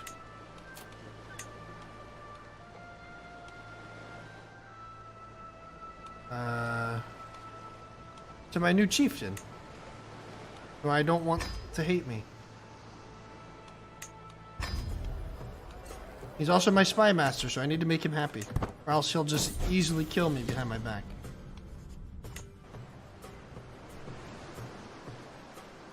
Fucking Italy. Become friends with Bjorn. Bjorn Ironside, absolutely. You and King Bjorn bonded at the dance in Vaster Gothland. Okay. Wait, is he at my fucking feast? The Swedish king?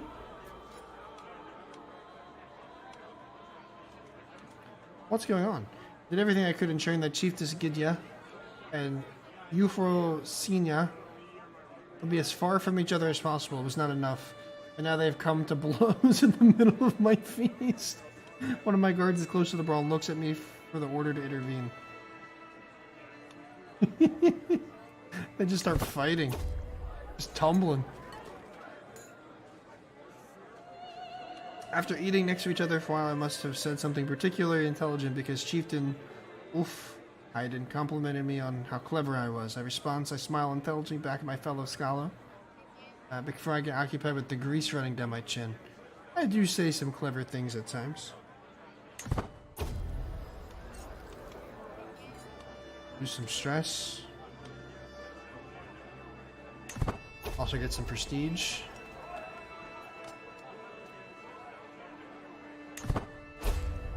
Drunk. Toast to my guests of honor. Sorkvir is also lustful.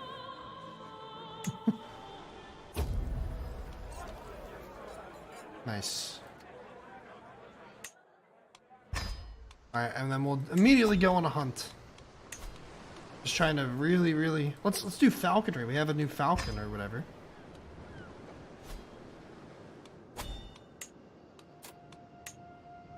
Have the money to spend. Yes. Look at this. We're so cool with our falcon hunter. Predator bird. Let's get out there. A swan, yeah, let's get... And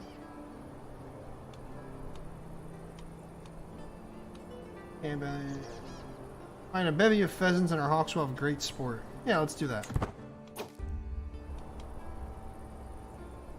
Lucky falconry glove. I don't want that. I don't need luck. My falconry skills will impress. Sure, we'll go for it. We failed. Fly, true little one. My caravan master Alfred, I don't know. Signals to the party to hush. We have arrived at the release spot set out by the game masters. From our vantage point, we can see several tawny pheasants strutting about the leafy bushes ahead.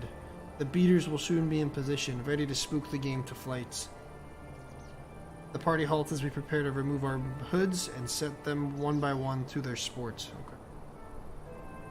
Okay. What's up, Dutchie?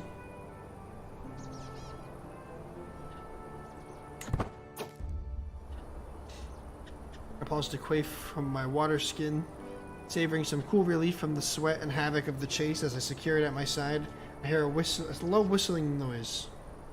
An arrow slams into the grass at my feet, burying itself deeply in the ground, and I and those closest spin around.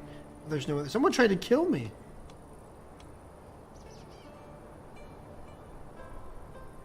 I must belong to someone, yeah. There's no clue. I watch excitedly as my hawk identifies a target and takes wing from its watch, soaring high into the air. Pheasants are none the wiser as my hawk scans the ground from high above. It swoops like a bolt of lightning. The quarry scrambles for cover, but it's already too late. Nice. My hawk was successful. I'll keep a feather. I'll give it to my courtier. I don't really care for a feather. What's the feather give me? A little prestige. No. I don't need it. Weekend, that's up. Weekend, you got an early weekend? Hell yeah, dude.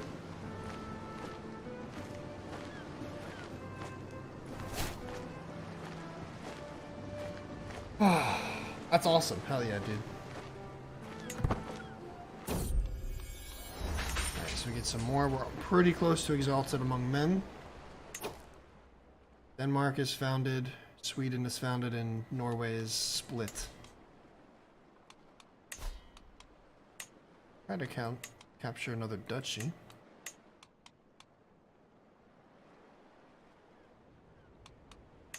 They're pretty strong, though.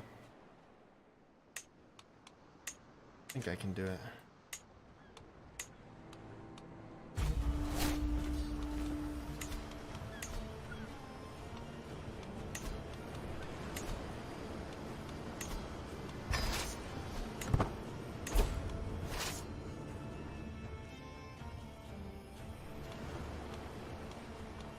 Alright, let's go right for the target.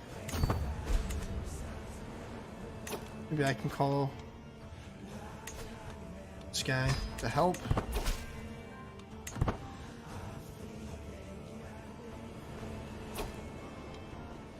Oh, he's already out of war. Well, I can't help you, man.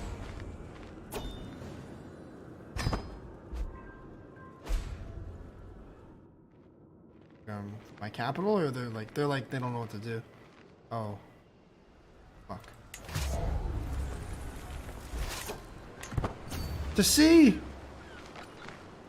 Oh, we didn't make it. That's bad. What? My defeat in one battle has tarnished your rule? What? I've fought so many wars. And the first one I lose, and they're like, oh, fuck this guy. It wasn't even a war, it was a battle that I lost. That's crazy, dude.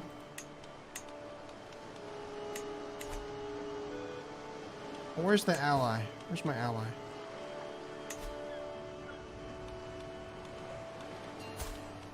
Can I get him on my side? Arrange a marriage. Does he have a daughter that's not married or something?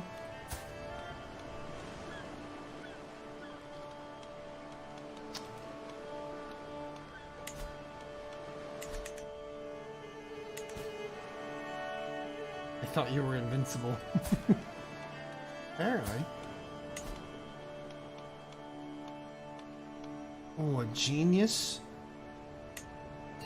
1,600 troops, but I can get genius into my bloodline.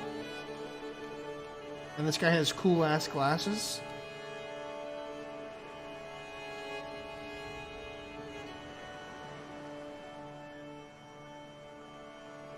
I like the idea of getting that into my bloodline. Not fighting any wars. Yeah, they can come help.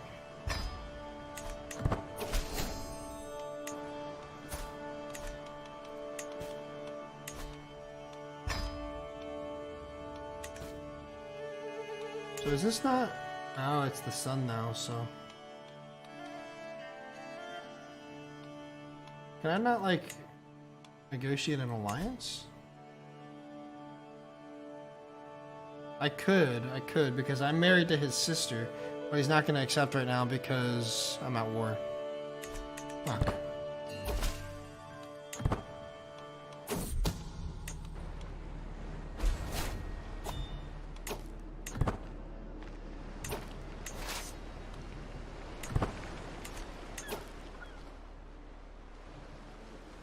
Let's see if we can march. We're like dead even. If I can catch them split.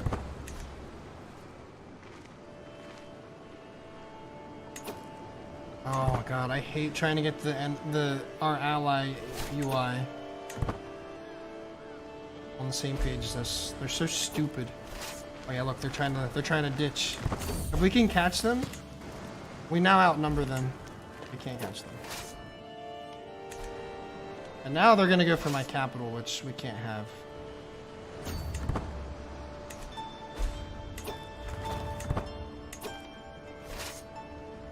Like, guys, please just go the same direction as me.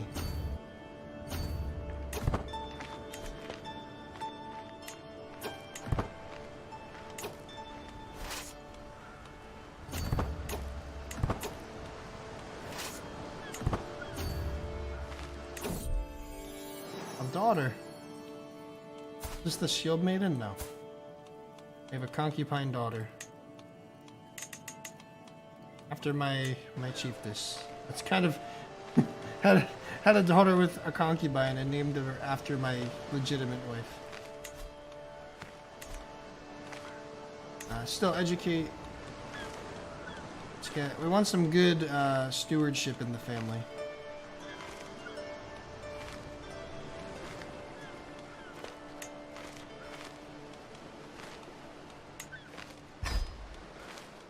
Oh, your steward's background.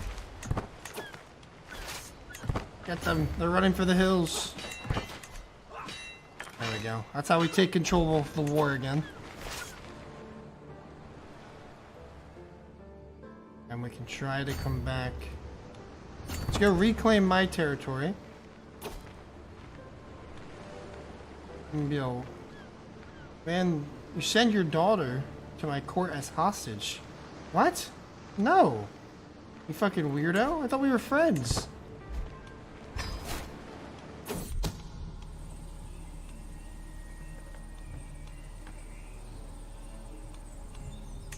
I don't have time for this.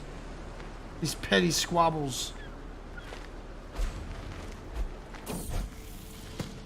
Your bastard after her. Well, it's... Oh, he comes of age at 16. Look at him. He's a skilled tactician. He's got good stewardship. Decent prowess for his age. But he is not serving in my army. He's my heir. Oh yeah, come fight for me. Holbein. Son, you cannot fight yet.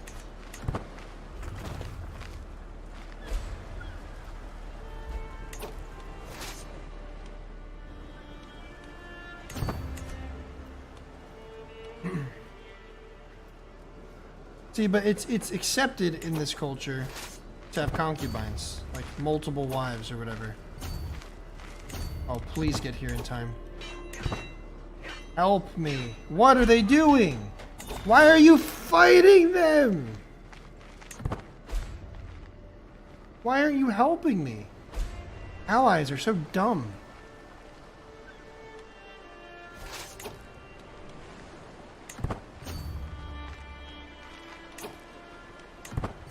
Turn around. There we go. Now, we march up here.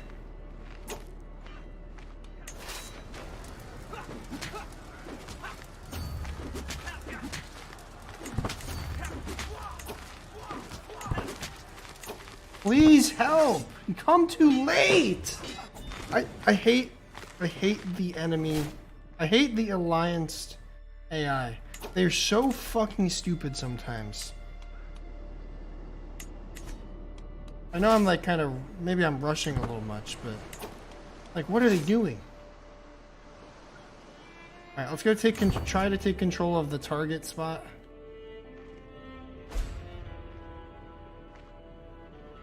If we can grab that, we can sink this war score down a bunch, I think. More into my favor. If my allies would help me. Yeah, sometimes they literally just stand there and watch. And then you get fucked over. Or they like fight little, smaller... whatever. Can I buy some mercenaries, maybe? I'm too broke.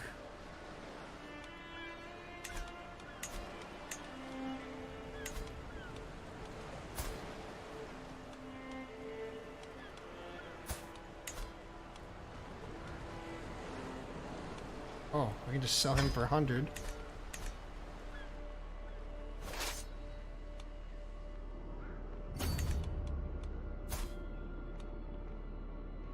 They're off that as a Viking thing.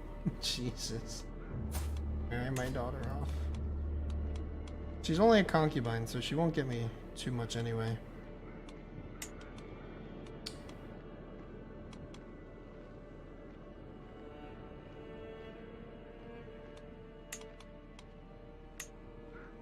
Another genius trait.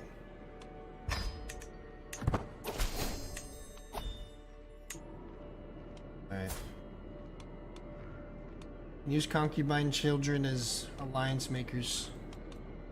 I still need to marry off my son who has a sweet stash. We can't get any good alliances. His stash, man, that's awesome.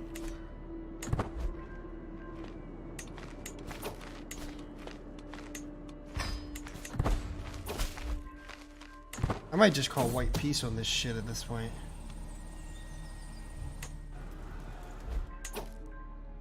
Because my fucking allies are useless.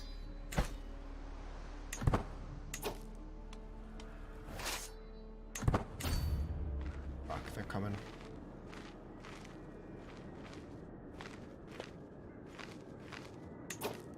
Ooh, we got out of there in time.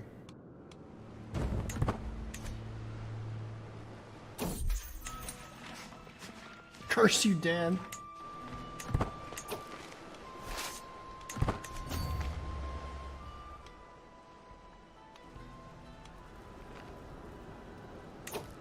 White piece? I think I need like 20% usually. Oh, I lost? How did someone else get the Ironside nickname? I've never seen that. Alright, we lost. Sad. I thought I could win that pretty easily. I didn't think they were that strong. Man-at-Arms counter efficiency plus 25. Yes. Alright, let's boost. Sorry, we're still getting some prestige from some wins.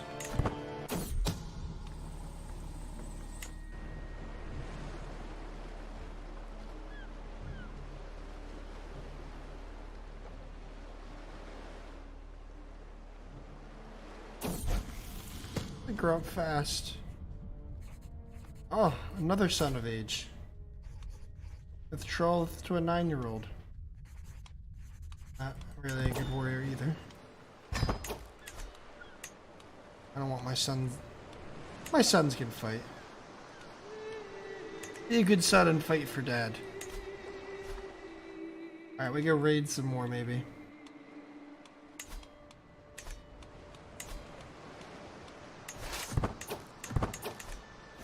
Get them some prestige by going out on raids as well. Oh yeah, can pick on these guys. They haven't been raided in a while. Hi, honey. My son to go work for the Varangian? Be a Varangian? Oh yeah, you go do that.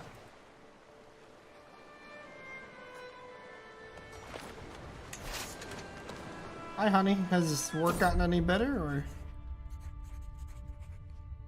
The type louder.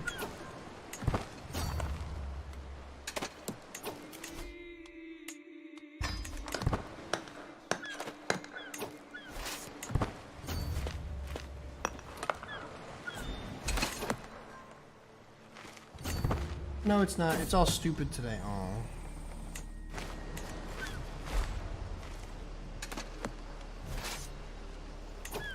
They're not even opposing me, they're just letting me raid their entire fucking country. I'm gaining martial perks like crazy for some reason.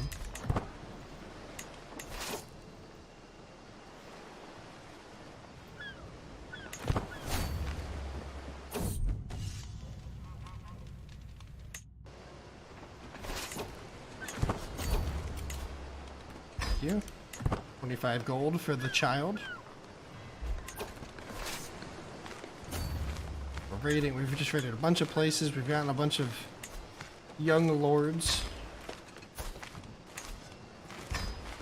Easily sell a princess.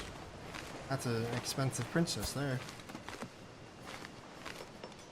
I can execute Catholics in this game, and get deity points, which we'll need eventually. But there's lots of people worth the money. Ready to come home? Please, thanks.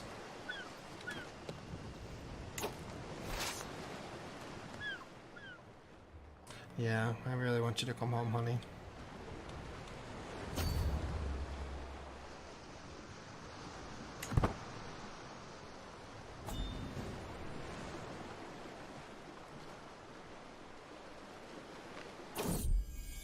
Other daughter. This one is legitimate daughter. Good, yeah. Sure. This one can learn from her mother how to be a sneaky little rat.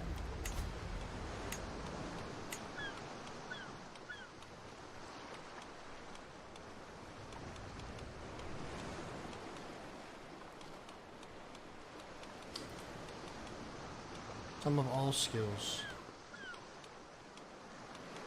Where? I wish you could sort by, like, education level, because that's what's more important.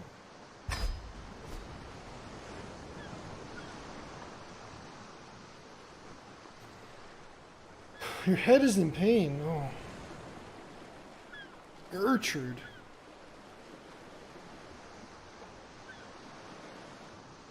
Mildred.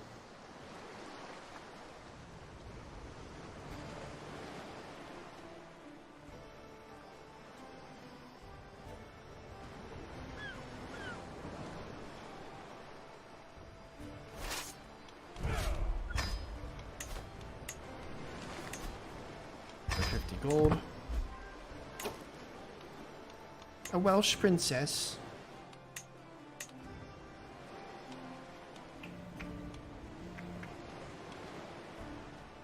We're so close to exalted among men, and we could we can invade the French. And look, they're broken too. Frankie has broken up. Yes. Yes. I could just go for. Oh. Oh, they're gonna be the Normans. Shit. I could go for Brittany. No, they're too far. I could go take Bourbon.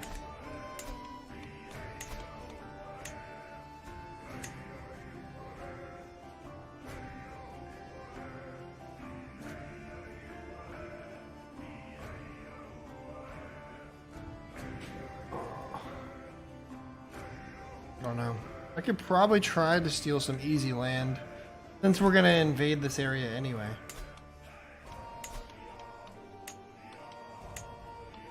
Let's do it. The damn Catholics. If we get this, that would be a big prestige boost as well.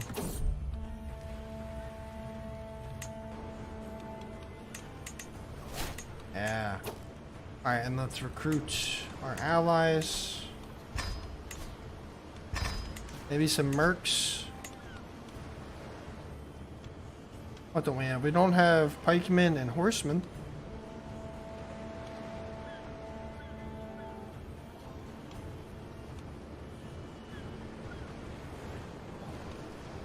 Let's go for that.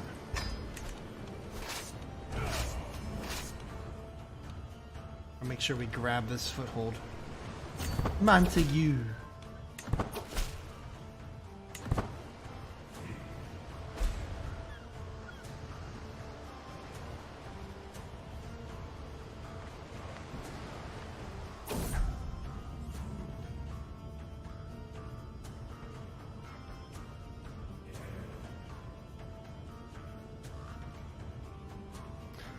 Outliving a child. Wait, what? No! How did he die? He died in battle. Brutally mauled. Oh. He died. I sent him over to the Byzantines and they fucking killed him. They didn't kill him, but... They didn't kill him himself. He died fighting for them.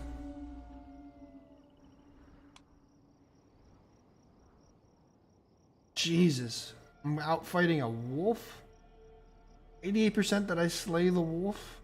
11% the wolf tears my throat out.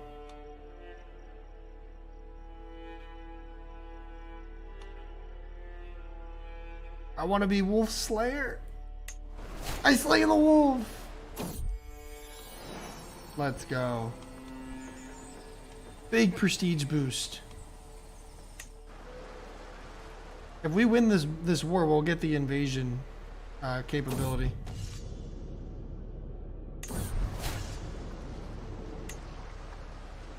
For sure. Oh my god, we're gonna destroy them. Montague.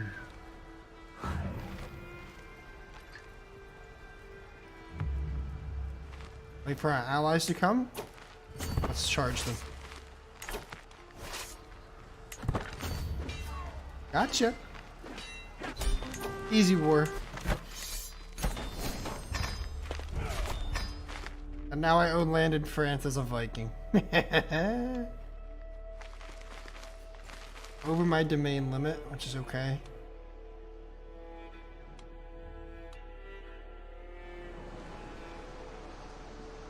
Let me give away this.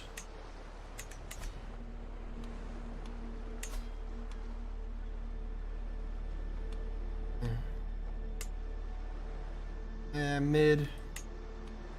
So mid.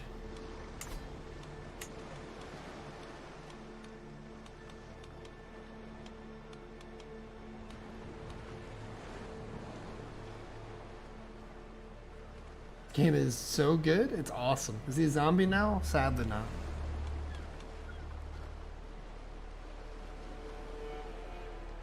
I get some boy growl.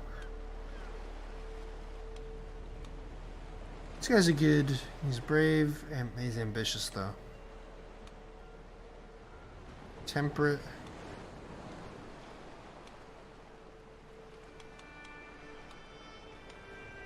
Shy and compassionate. My chancellor. Fuck. He's mid as fuck. Patient, generous, brave. I'm looking for someone that's not so ambitious or needy or sadistic. Also good at their job. He's a craven and he's a decent steward. I'll give him some land.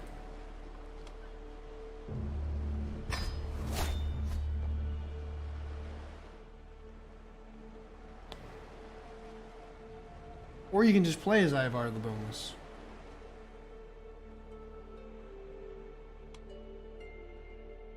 Taking advantage of a broken Francia, we love it. Oh, we're so close. Alright, maybe one more. One more hunt and feast.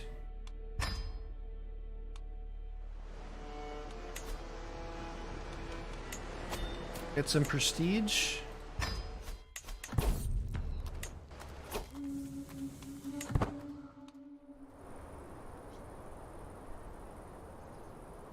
Well, because I wanted to make my own guy. Or Jarl Goodrod.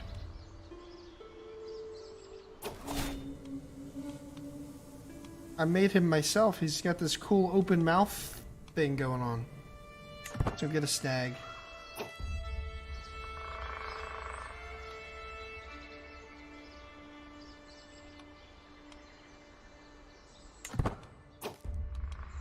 We'll have secrets. Push another, I shall jump it. I'm wounded. I got brutally mauled. No!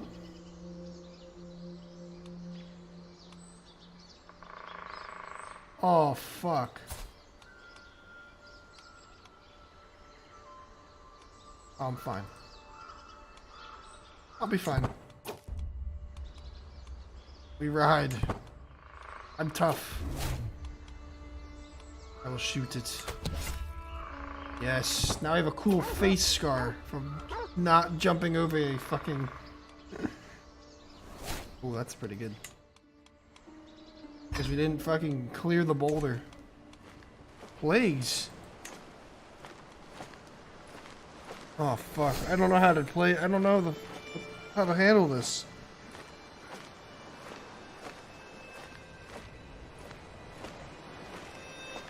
What do I do?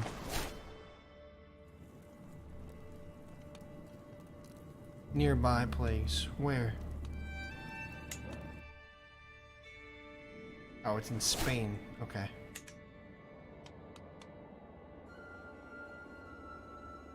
Now we have this...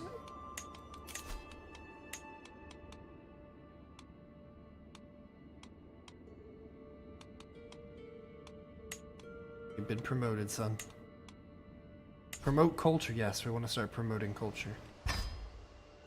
I think this is already... Oh, it's French.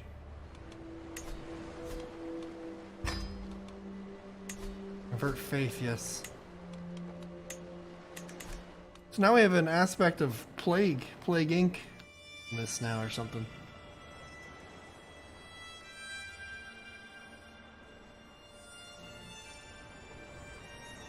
Split face? I don't know. You can get nicknames though, which is fun. Now my heavy infantry, spearmen, archers, skirmishers all get some siege progress boosts. Strategists will be really good. Lawn care's here, awesome. Oh, they added a new prestige level, legendary figure.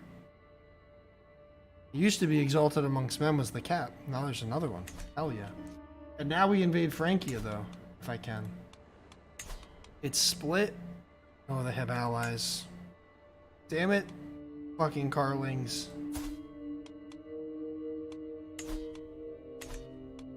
Damn it. Maybe I can just take... Fuck. New plan.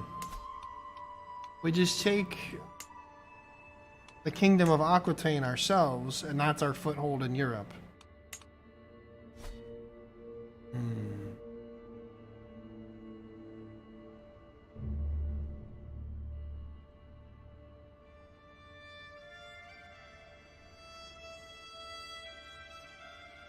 Alright, I'm gonna go take a pee really quick.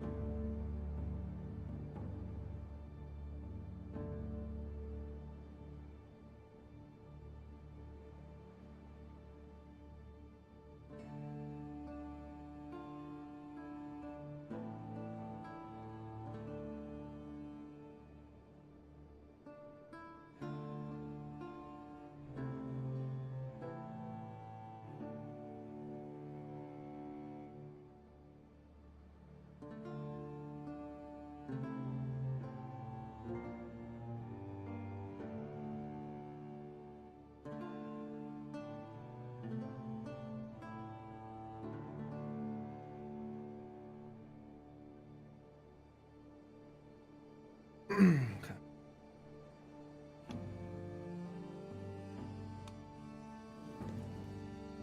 I really like this updated UI. It's pretty sick. Makes you feel like you're literally, you know, at the helm in your little war room and you're just planning things all the time. I like that. Any good marriages for my heir? Some better ones.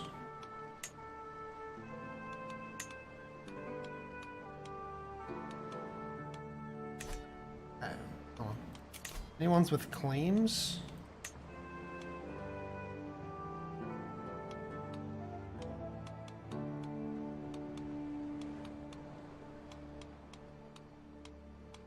I don't see any ones with claims.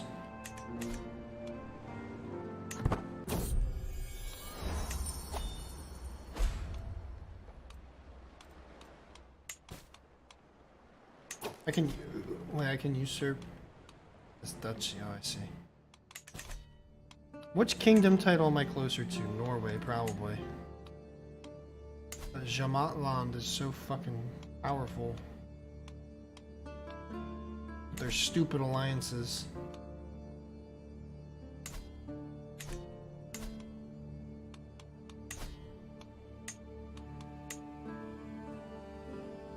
I don't know if I could pull this off.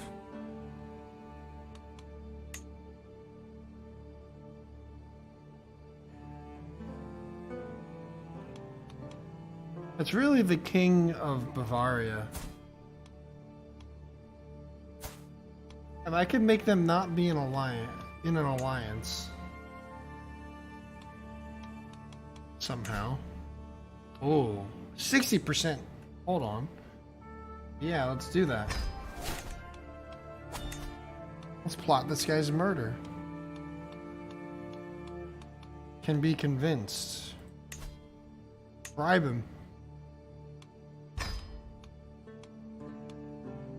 Bribe them too. Do it. Do it.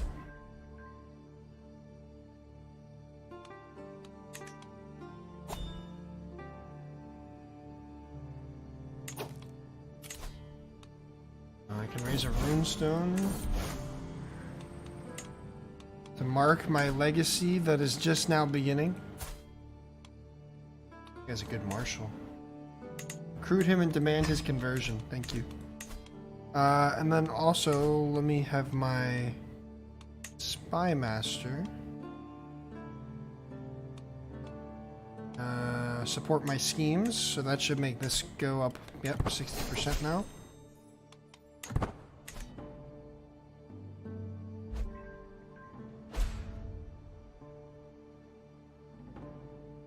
I mean, I suck at gaming and I stream, and at one point my streams were successful. So.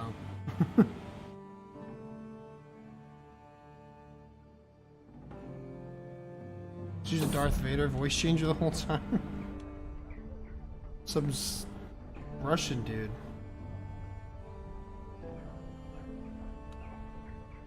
I'm weary of the road. If you, yeah, all right. Convert. Convert. Ooh, bon appetit, wealth. What? Healthy eater. Thanks to the duck and poison vial, King Wealth is finally dead. He managed to gurgle my name. How does he know? Whatever. I don't care about being a murderer. What matters is that alliance is gone, and now the tables have turned. Frankia is mine, motherfucker.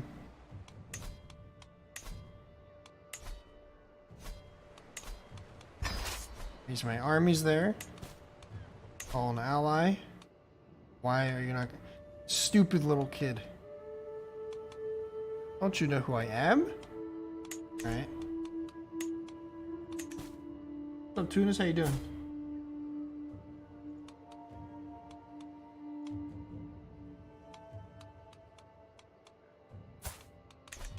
Carried off. Carried off.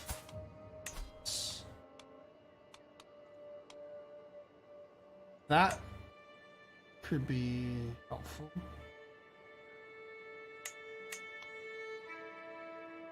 You fighting right now? You are, so no. Because then you won't join me. King of Poland. But he's fighting so many wars. Fuck, that'd be a good one. It has a claim to the Kingdom of Poland. Oh, I can get a match. Oh, I'm doing that. Fuck that. Then I have a claim to the Kingdom of Poland. With that marriage. Is that his firstborn too? No. He's a couple. That one's dead. That's a daughter. That's a pretty easy lineage to break. Dough kneading with toast. We're having pizza bagels today. So no dough kneading. Never seen this game? It's good, dude. It's really fun. You enjoy grand strategy simulation type games. This is a good one. Yeah. Good alliances? No. My eldest is kind of getting fucked over.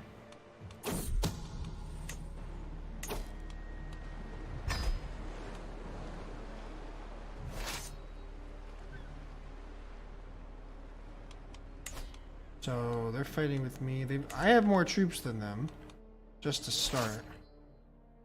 They're gonna call alliances that will trickle their way to being a little bit more effective. Let me split.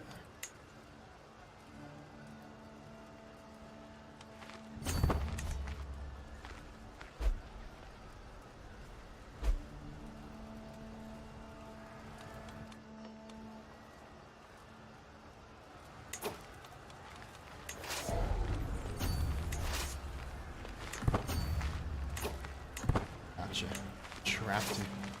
Baited you. I think we'll win that.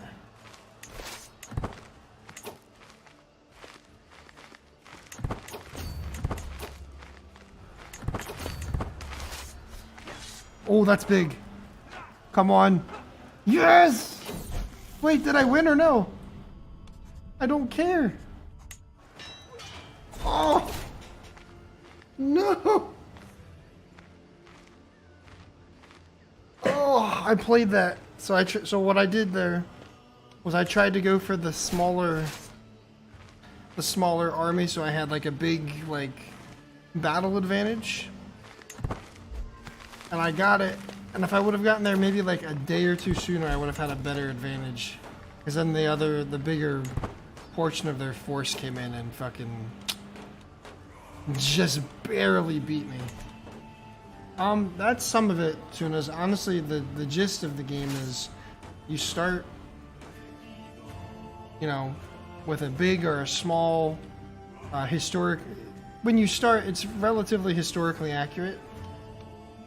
You can start with any known ruler that is available to play from any part of the world, from Iceland all the way down to like India and almost Japan. And there's different cultures and religions and different things that happen with that stuff, and the idea of the game is you are in control of your dynasty, whether you make your own, like I started my very own that's not real, obviously, and then there's a bunch of other, like, from historical from history. There's ones you can play from history, and you can make your own. And the idea is to take a dynasty and grow it to be as famous, wealthy, and powerful as you can. By whatever means necessary, essentially. Is he actually gonna come, though? I don't think so, because he's preoccupied with other wars, and it's just a waste of... It's a waste of prestige. Can I send this little brat some money for him to come help me?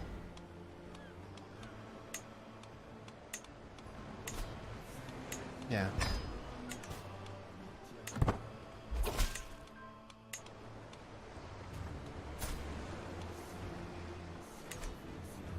Because if he comes and helps, I think we can beat them.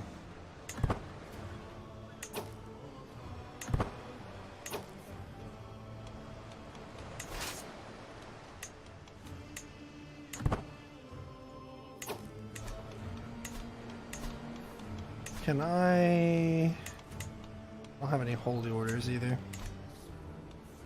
I need to come up with something here on the fly.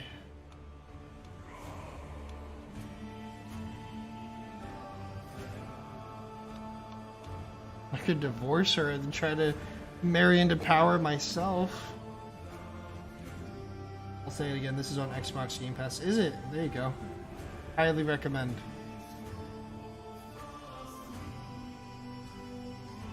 I mean, I don't have an alliance from her anymore. Oh wait, no. Her brother.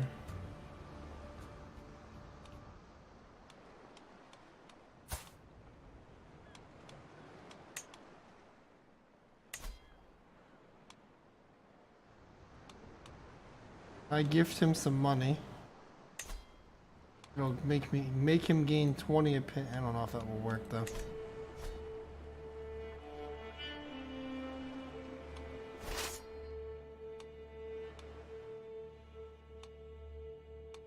They're coming.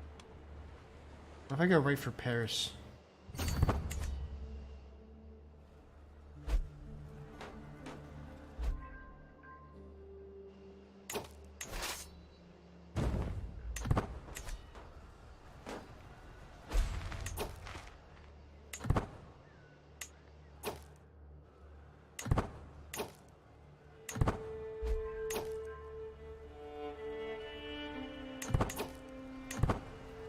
Please come help me. Why? Why would you... Why would they do that? The Alliance AI is so stupid. Why would they unland... why would they... get out of their boats and start marching when these armies are coming? Why wouldn't they just sail right up to Paris and be alongside me helping defend? Helping siege? Why? Why would that not be what they do? Like, I'm literally going to lose this war because the AI is so fucking stupid. What is the point of having alliances if they are the opposite of helpful? Very annoying. I'm gonna lose my invasion Casus Belli. A bunch of goofballs.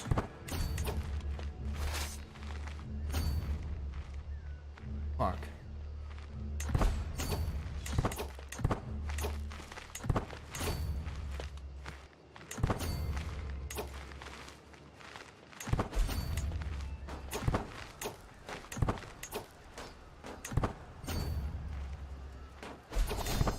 I died. He died from his wounds. Fuck. Fuckity fuck fuck fuck.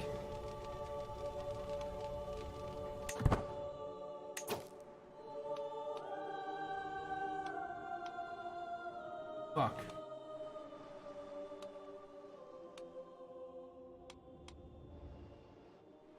This is independent now.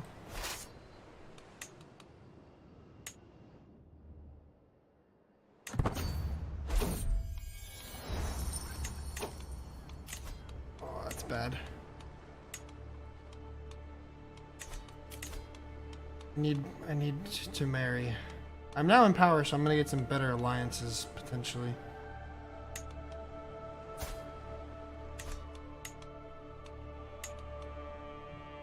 Nope.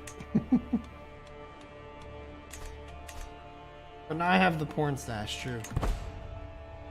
Oh, and they caught me as I was going out to sea. This battle's a ripperoonie, dude. We gave ourselves a chance by taking out that other king and destroying like half of their potential income of troops.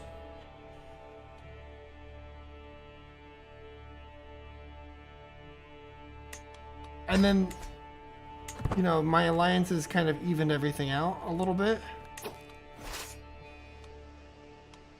And then the fucking dumb ally AI just completely ruined everything.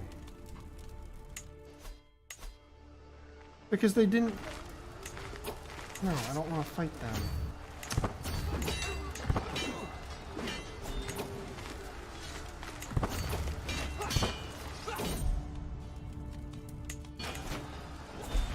Oh, we're lost.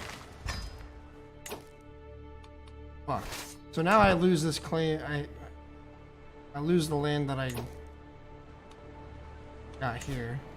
But it is at least under Norse control. Actually, one of my brothers gets that, doesn't it? Yeah, it's my brother.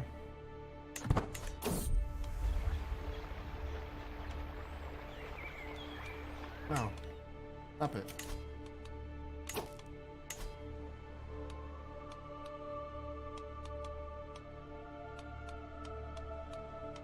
Anybody to marry that has a claim? No. Maybe I have negative 700 prestige.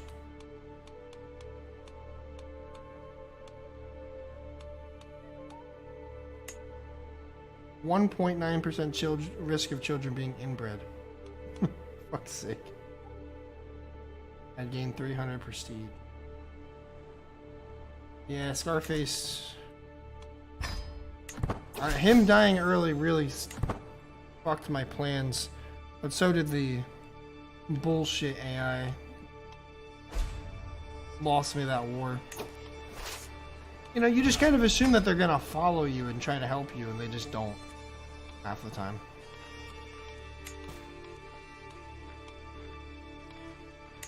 This is kind of where the game becomes a little bit more fun. A full inbred. So I can negotiate. Oh, they don't want to be. They don't want to be allies. I'm in line to inherit a lot of stuff. Sorry.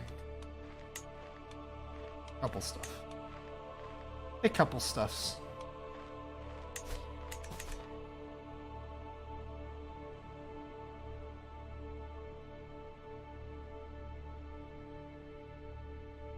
Time is it? It's 1:38. I got a tiny bit more time before I have to go. I want to prep all the dinner stuff and have it ready for when he gets home.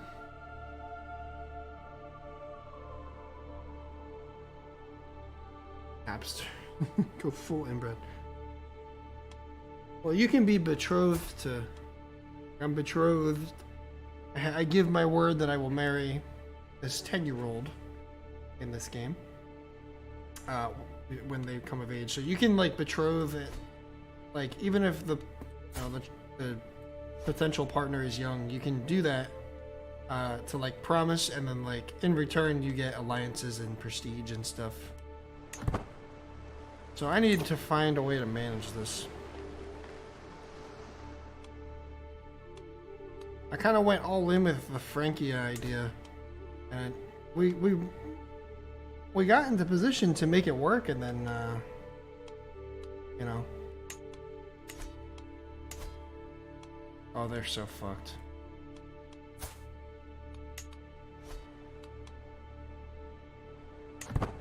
Marry the first Olga you meet.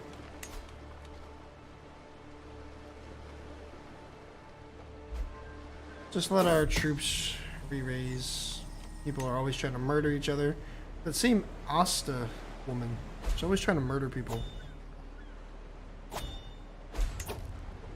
Sorkvir's pox spreads? I'm sick? Oh shit. How do I deal with this stuff?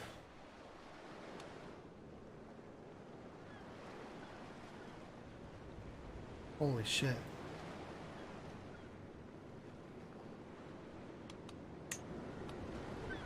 What am I supposed to do? They named the pox after me. Why? Plagues are disease outbreaks that spread across the map, affecting both characters and holdings. When a plague is present in an area, affected by enemies have an infection rate that governs how severe the impact is. Plagues can be found in the bottom right. Each plague on the map is broken down into sections in the plagues panel. Realm plagues convey information.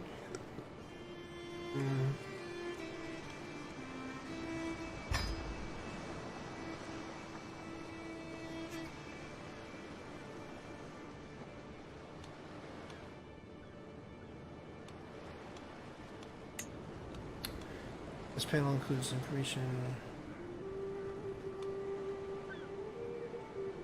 Mitigated with plague resistance.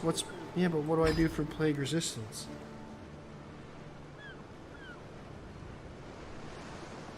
My legacy is chicken pox.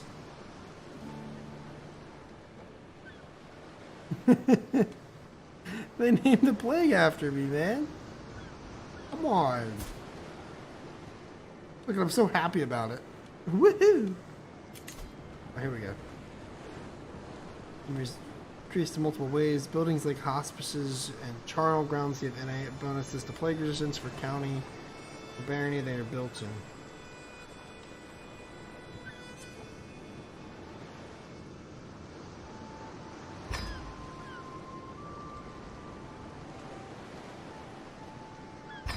Okay, so let's see. Let's hire a court physician, try and help mitigate this. Oh, this is new. So I can pay him to control plagues. He's a little bit more expensive.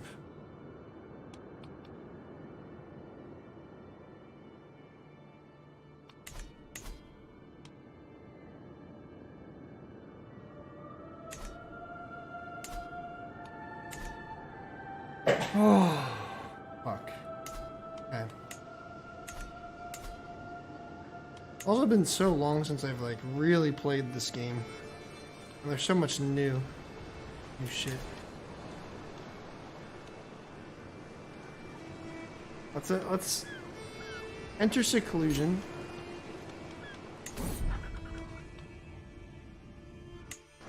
I'm not trying to get sick. Isolate the capital. Throw the keys. Only one possible measure to remedy it. Reinforce the walls, close the gates, and throw the keys. What we're gonna have to do.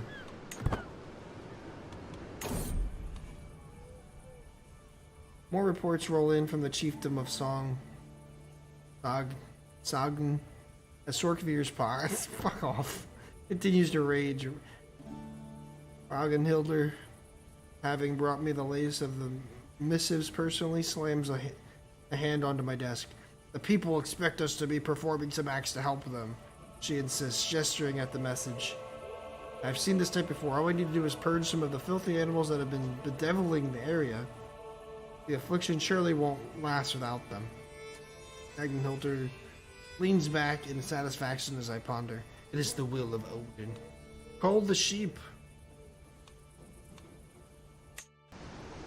See what happens. See? To sacrifice some goats, see? You know all about it.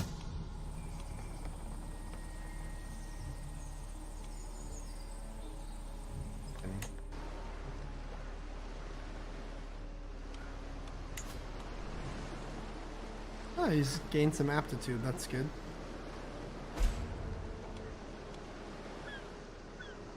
Come on! It's like a whole new game. I feel like my dude is like massive. He's got some wide ass shoulders and pecs.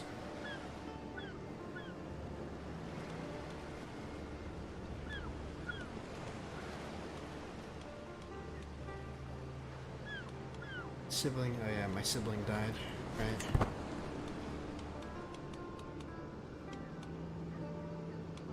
Alright, let's try to get my prestige back up by helping in wars.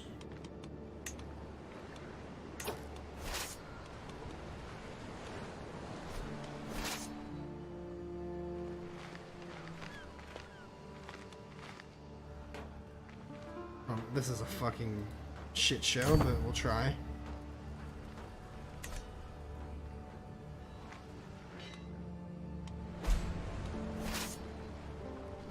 The pox is spreading.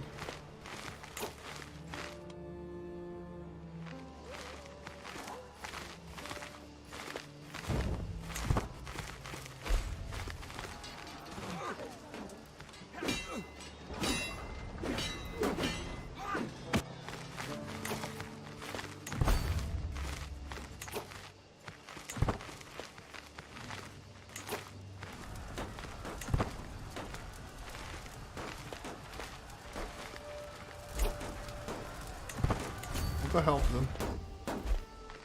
I'll just attach my unit to theirs so they can use us.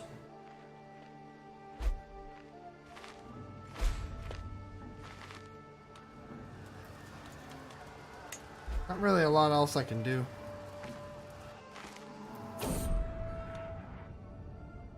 Bad air over whatever. Or fierce. This has devastated the people of Courtier.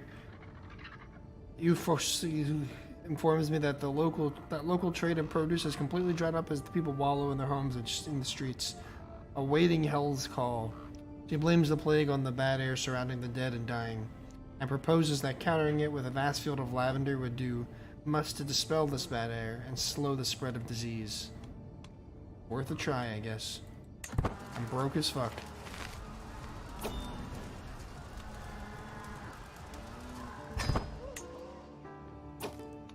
Wow.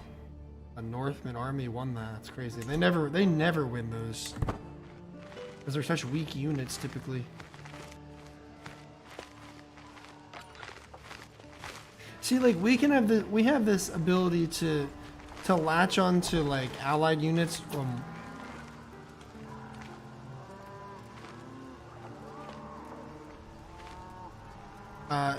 like when we're helping them in their war. Why can't we have the option for them to do that to us? I feel like that should be how it works.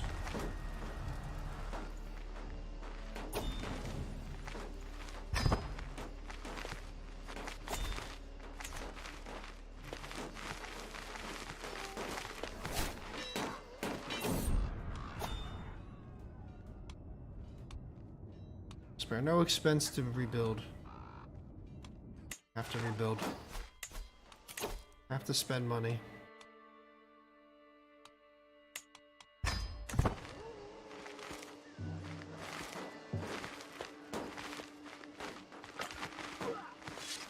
There we go. That should do it.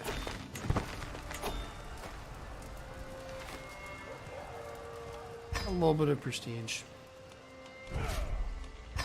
I need to go raiding. They're strong.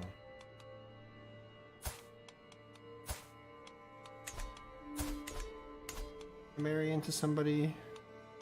How did they become the kings of... That's crazy. I could marry the Queen of Denmark, maybe.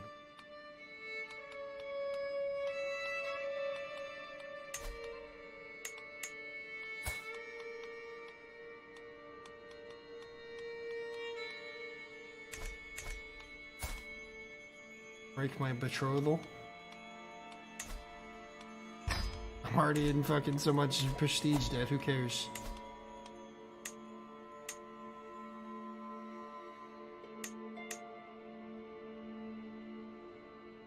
Shit. Or I could just go take Denmark and be the king of Denmark.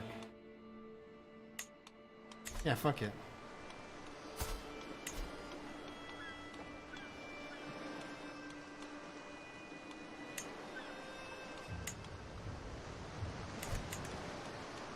Alright, let's go raid and make some money. Oh, fuck. Okay, never mind.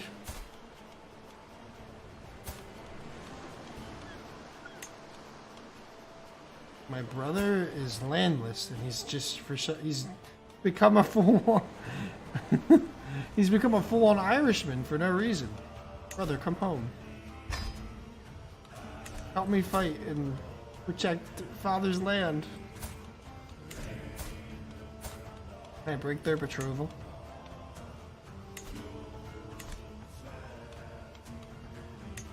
In my court? I don't know.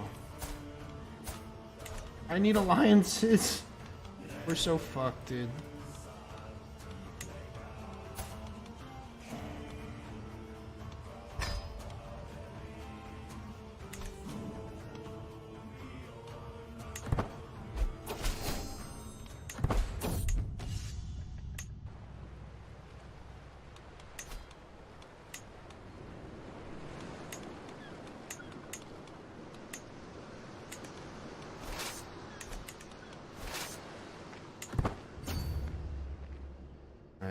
This really powerful fucking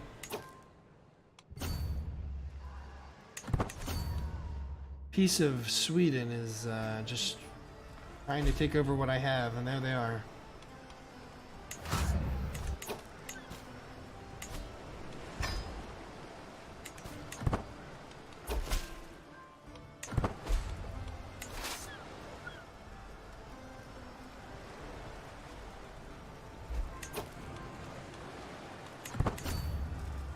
March, march, march, march. And they captured me and they automatically win. Well, they only took Vestfold, I guess. It's not bad. Oh, this is a problem.